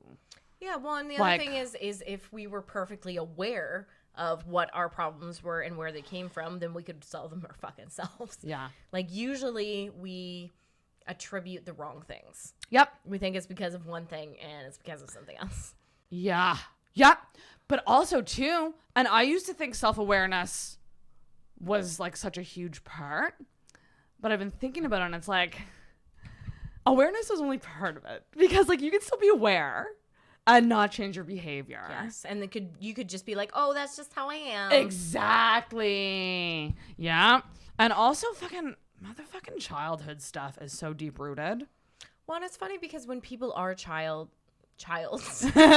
when children complain about things, I feel like we patronize them so much and we act like their problems don't matter. But then as adults, when we look at our trauma, so much of it is rooted and childhood shit. So maybe we should just take the children a little bit more seriously. We should nip this stuff in the bud. We really should. Children should be able to access therapy, or like a third party person who can talk to them about like what's going on. Yeah. Like I was on the bus this morning and there were these kids, they were like in middle school. And these two girls were clearly talking about, the one girl was, her parents were going through a divorce. And they were talking about how she was really upset that their yearly traditions weren't going to be followed because she was staying with like the other parent and the step parent. Yeah. And somebody else on the bus, like somebody older than ourselves, was like rolling their eyes and being like, you know, that look of like, that really doesn't matter. Like, just shut up. Mm-hmm. And I was like, that does matter. That is hard. That's going to shape that person. Yeah. And that's going to be something she remembers for the rest of her life. And that's a very formative experience. Oh my God. But just seeing somebody dismiss that Yep. was like, it made it so clear to me. Yep. Oh my gosh. Controversial question for you. Do you think, okay. Your and I's like comedy is very much so like we're very honest about mental health things and a little dark and a little honest, and like, do you think someone can truly be really funny if they've had a really good childhood? This is something I think about all the time. Someone who's grown up with no issues. I think that they can be funny. I think it's harder to be relatable. That's what it is. It's the relatable thing. Because most people haven't. Yes.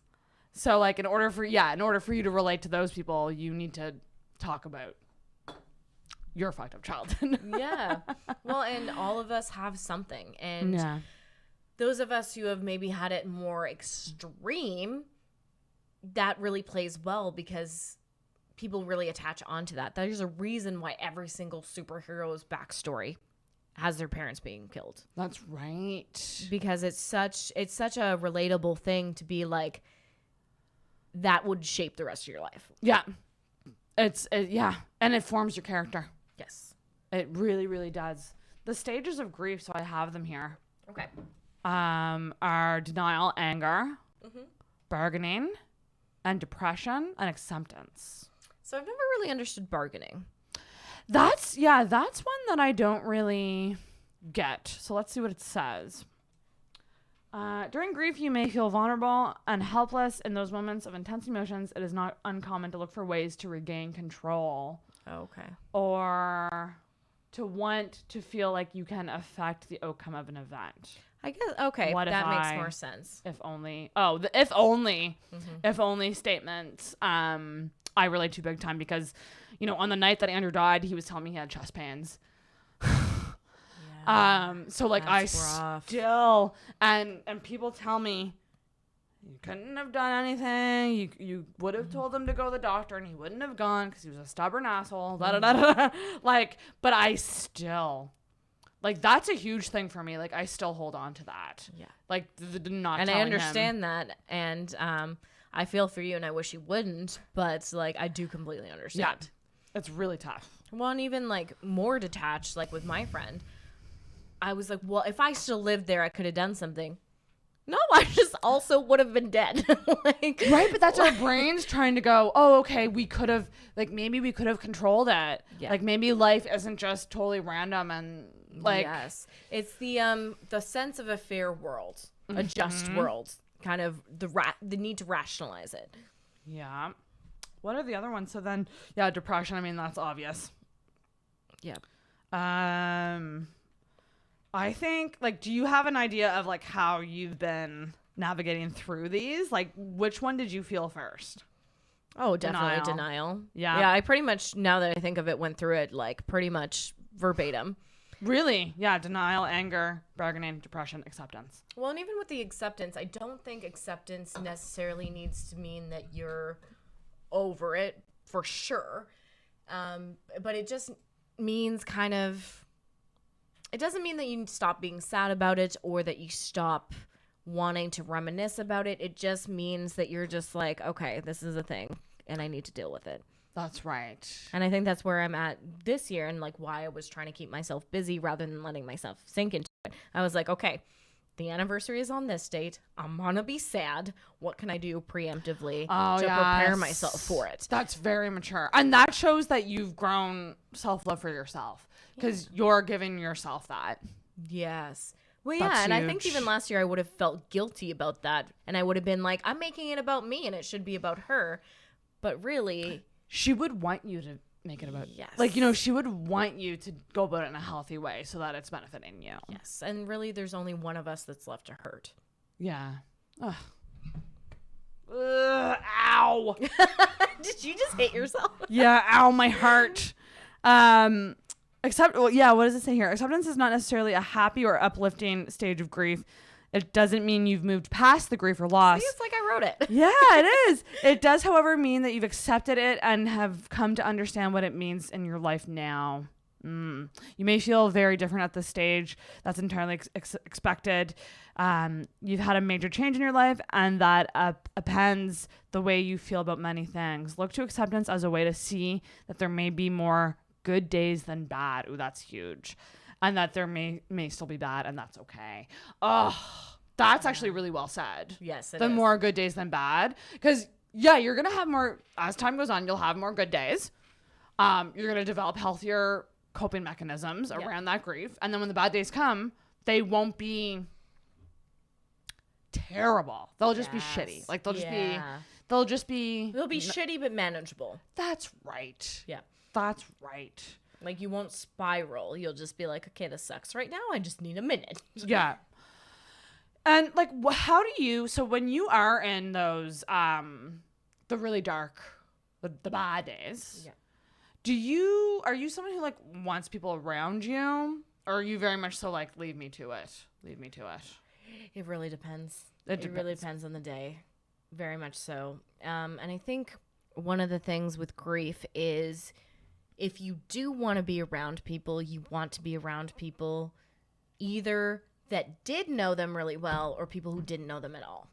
And that depends on your mood. Oh, that's huge. Yes. So being around people that didn't know them at all, you get to tell your version of them and just reminisce all the good parts. And being around people who also knew them, there's that sense of like empathy and like communal grieving and that kind of thing. And both are very healing, but it's hard to know what you need when. And like for me, where I'm from Alberta and I live here now, that's been one of the hard parts is like nobody here knew her. That's right. No one did. Yeah. So like I've done Skype calls and stuff with people back home, but there is something unique about like sitting down with someone.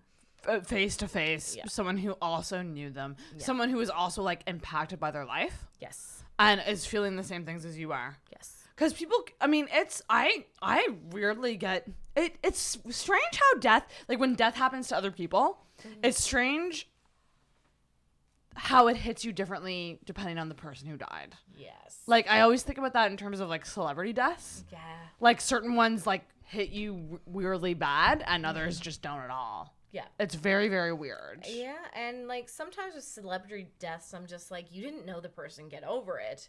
But at the same time, it is tragic. Yeah. And it is, well, fandom is a whole different thing. Yeah, it's a whole different ball game. I mean, we need another 3 hours to That's another podcast. I'd love to do a podcast about that because I've gone through so many cycles of fandom with different people. I'm an insane fan. I had someone tell me that actually somewhat recently, be like, you're just like, you are a fan, like not even specific to anyone. It's like, you're a fan type of person. Yeah. Like you can lock onto someone and really like obsess over them. I'm like, yeah, that's me. No shame. Well, no shame in the game. I did actually buy a book by one of my favorite vocalists when I was going through all this stuff. Because I feel like, I don't know, like sometimes you just gotta attach to things. You do. Yeah, you do. And it's fun. Makes you feel good. Yeah. It does. What the fuck was I gonna say? I had a thought. Those are about tricky. grief. What were we just talking about before fandom? Oh, whether you want people who knew them or people who didn't around.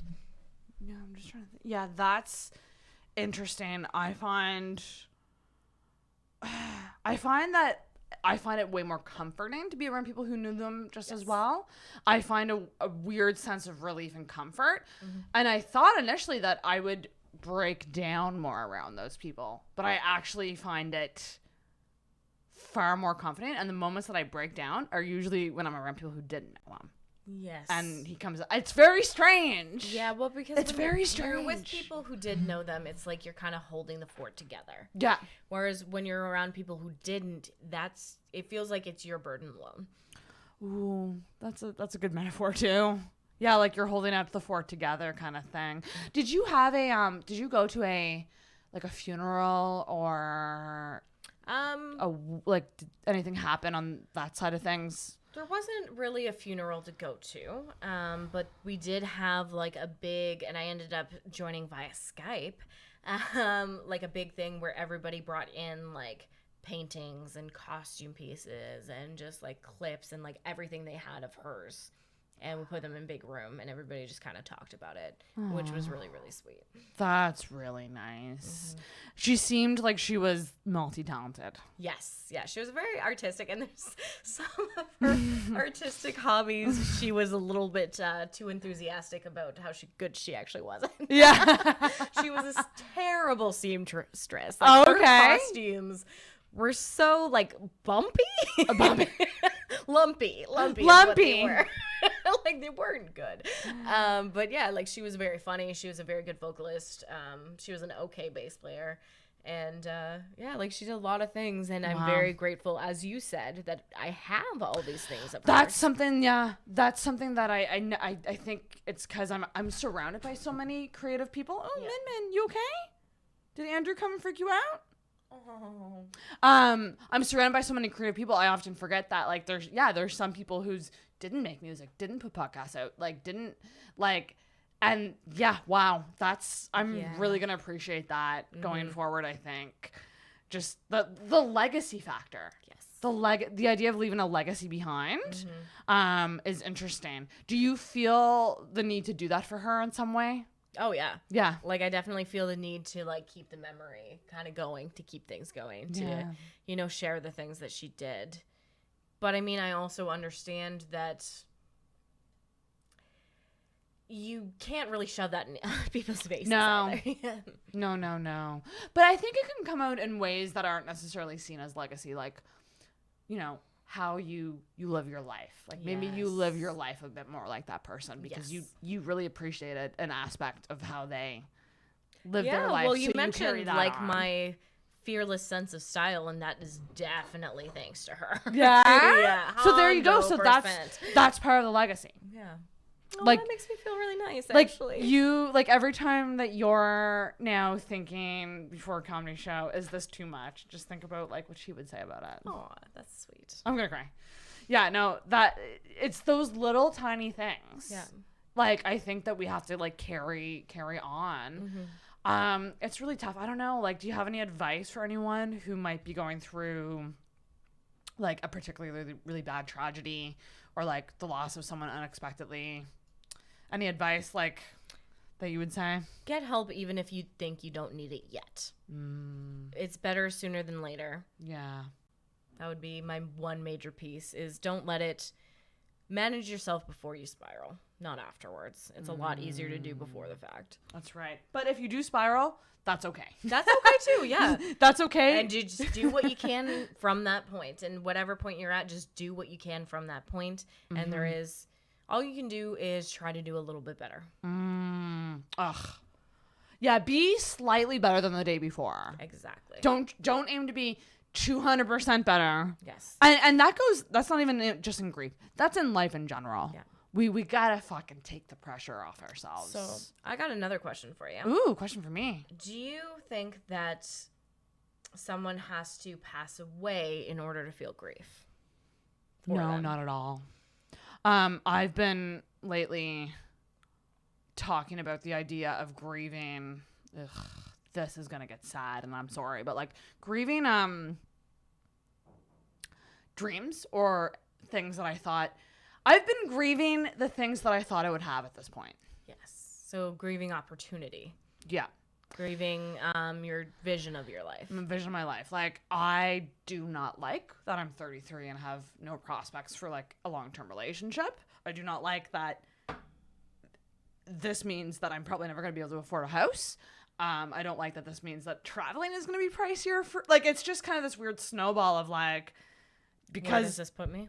Where does this put me? And like, and unfortunately, even just how I did that order, it's all wrapped up in love and wanting a relationship. And I've just been trying to go, okay, I don't have this yet. I don't have the partnership, the long-term relationship that could lead to all these other dreams I have. How do I get these dreams without that? Without that, and how do I let go of that need for that part? For that, because my issue is, and I know that this is my issue, is that I really want it. And I want it so fucking bad that I'm probably never gonna get it. That's just the fact of the matter. And so I've been grieving. Yeah, I've been grieving the opportunity of like loving someone, and what I've been just trying to do is I've just been trying to like go, how do I take that and put that into myself and my friendships and like my little fulfill passion. Yourself, yeah. Exactly, and that's fucking hard. It and is I don't know if I'm doing it right. But that is another big part of grief, is grieving opportunity. Yes. I would say grieving friendships is fucking huge. I've lost a fuck ton of friends over the past 2 years. Fuck ton. Yeah. And that's hard even to this day because, yeah, I think of like people say picture the deathbed analogy, like picture what you would be thinking about if you were on your deathbed. Mm-hmm. Like, would you be thinking, like, should I have made amends with this person? Should I have, like, all these regrets and stuff? And it's, like, really tough for me because, I don't know. The friendship side of things is tricky. Mm-hmm. I don't know if, you know, those older friendships are worth trying to make amends or not. So that's kind of where I'm at. But I think, grief of opportunity, grief of friendships. Mm-hmm. And that the opportunity thing goes into men too, right? Because I've been involved with so many men where it's like, well, what could have happened if we were together? Involved with so many men. That sounds weird, but like I actually have been. I mean, not in the standard form of like dating, but like I've had a lot of what ifs. Yes. Yeah. What if guys? What if guys? But grief of opportunity is huge. Yes. And yeah, that is a big thing. Because we picture our lives a certain way. And then when you start to realize you might not get that, it's really tough. Well, and people always ask you when you're young, where do you think you'll be at 25? Where do you think you'll be at 30? And I think it adds a lot of unnecessary pressure. Yeah, and that goes back to how women are socialized. Like we are socialized to like be the... You're only worthy and vibrant if you're young. Yeah. Yeah. Oh, I also have a question back to you, but we're just going to keep going. I love this. Do you believe in ghosts? Do you believe in spirit, like spirit hanging around?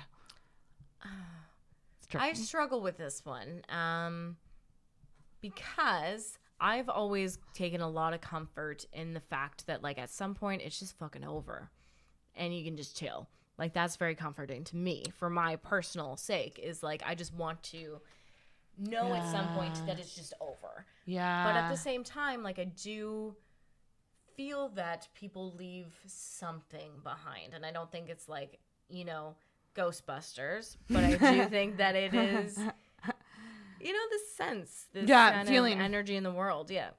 A feeling. Yeah, for sure. So you've never had like a paranormal experience or anything? I mean,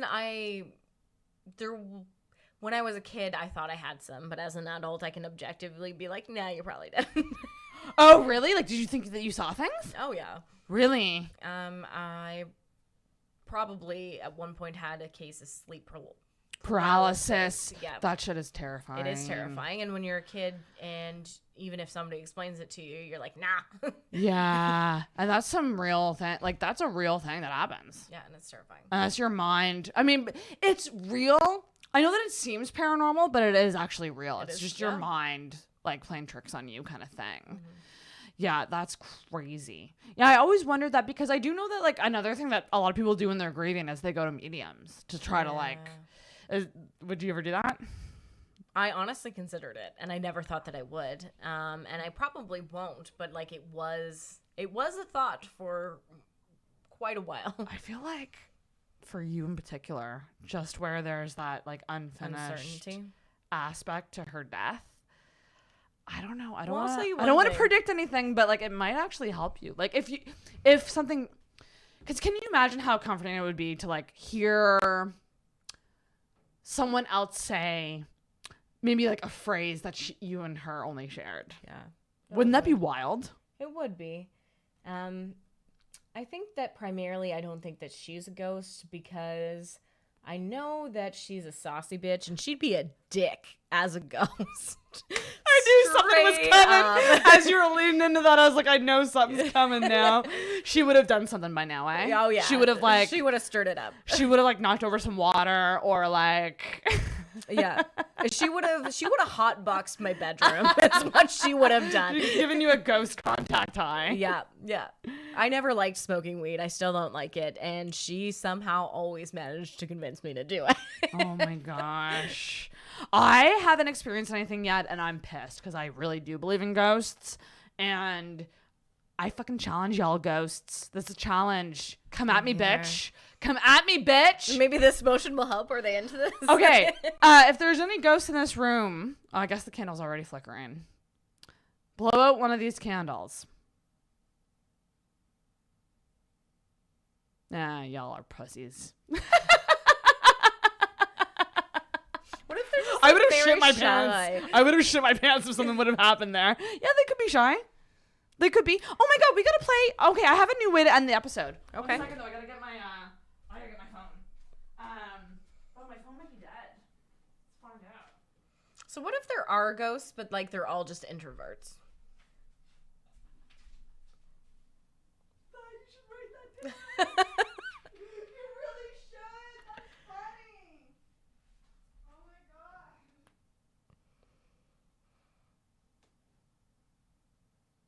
Where is my goddamn? Oh, there. There it is. I really like that. Like maybe they're just watching. Yeah. Like not like they're in the corner Yes. watching. They're rather than into socializing. cuckolding? Yeah. Oh, I have a new cuckolding joke. It's really quick. It's just what was it? It's like, yeah, I find it hard to get guys who want to fuck me. I'm actually involved long distance with a guy now, and he told me that he has a cuckolding fetish, which sucks because by the time that we get to fuck, I have to find somebody else to fuck. I like that. That's like the bones of it. Like it needs work, but like that's the bones of it. I like the concept though. Yeah. There's Okay. places to go. So there's two things.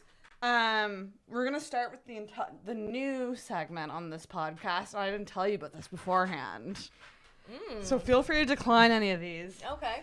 if it's like too much or you don't want to do it. But it's called the Intoxicated Challenge, Oh God. and this is for guests that are okay being open about their lives.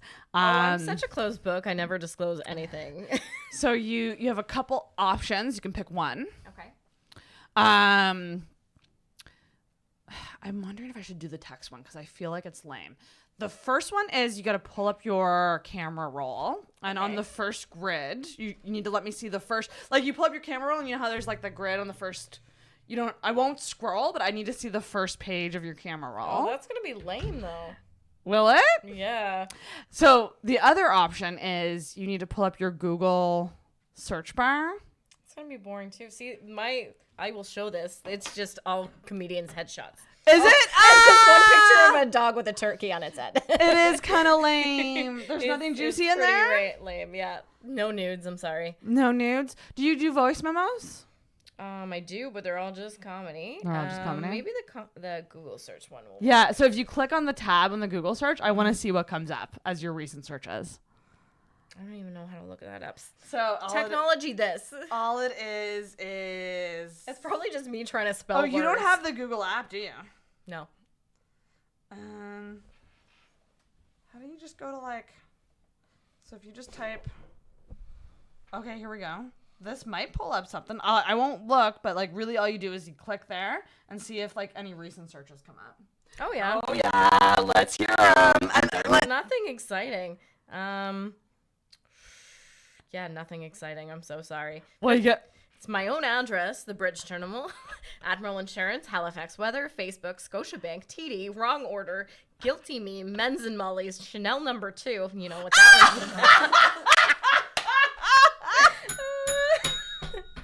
I'm keeping that in because it's at the end. Fuck it. That's funny. Bandcamp Angel Eyes, and 51 my address spelt incorrectly. And how many? Okay, this was research for a joke. How many buttons are on a PlayStation controller? I love the Google search one. There's always one that is just totally wild. I love that. That succeeded. That succeeded my expectations there.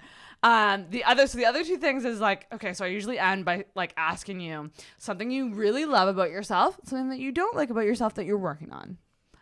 We're all about therapy on this podcast. Something I like about myself is that I have developed better coping mechanism. I will give myself pats on the back for that. Fuck yeah. I'm proud of myself for that one. Something I'm working on is that, I regained all the weight that I lost. So try that again. That's like, what about like an emotional thing? An emotional thing. I think I cry too easy.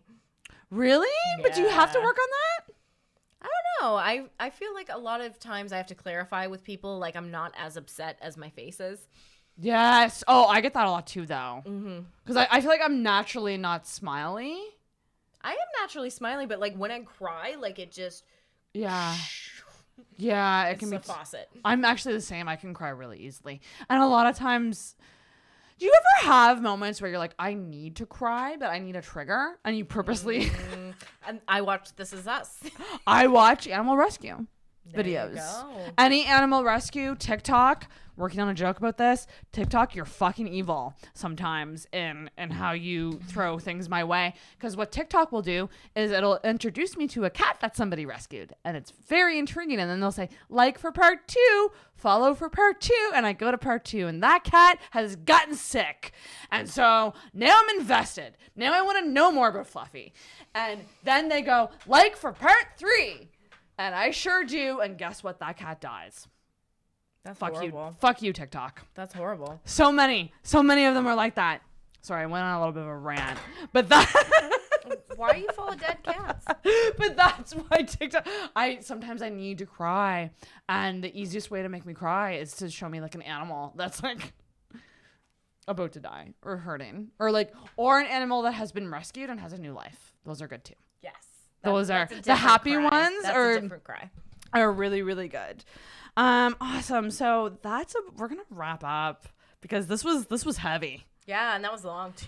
This was a heavy epi, but honestly, like, thank you so much for coming on. This was really good and like needed, I think. Yeah, it was both these therapeutic. Talks. Very therapeutic. And we went the length of 2 candles. We did.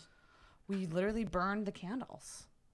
Where can people, well, the spooky show would have already happened, but you got to stay tuned for potentially more comedy shows. Yes. Where can people find you? Follow you. Well, I'm headlining the ladies show at Oasis. Come to ladies night. Yes. Because when this comes out, it'll be a couple days away. Come to ladies night. So this is Tuesday, November 3rd at Oasis. November 3rd, right? I think it's the 4th. I think I'm right. All right. You want to fucking bet on it? I'll bet I'm correct. Third. I'll be there on the 4th. Alva's headline ladies night, and I'm hosting ladies night. So it's the perfect opportunity for you guys to come out and see us. And we're normally funnier and less depressing.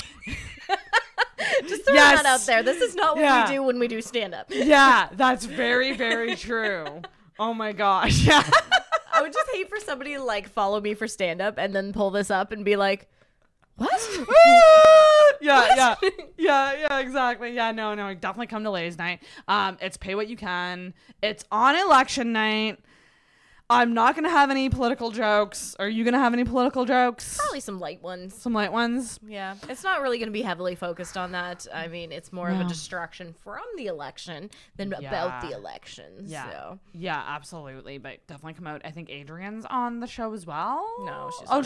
Kirsten is. Kirsten Finches. I don't know who else is on it. I hope to get the lineup soon so I can memorize it and pronounce everybody's name. Like... over and over and over and over again. That's the nice thing about making your own lineup is you can pick people whose names you know how to say. Yeah, exactly. I'll never forget. I was hosting a show one time, and I still can't fucking pronounce his name. Brian, Picnic Face Brian. Oh yes, McQuarrie. Yes, I could not figure out how to pronounce his last name, and it was at a pot lounge. What happened here? Yeah, I knew I was running out of space. Oh. Well, that's the end then. Let's just see if we can. We'll just close it out. Yeah. Oh yeah, Brian from Picnic Face, Brian McQuarrie. Yeah. You couldn't say McQuarrie? I couldn't say his last name, and it was at a pot lounge, and I don't smoke weed, as I mentioned, so it was like accidentally high, and I was trying to introduce him, and I was like, Brian.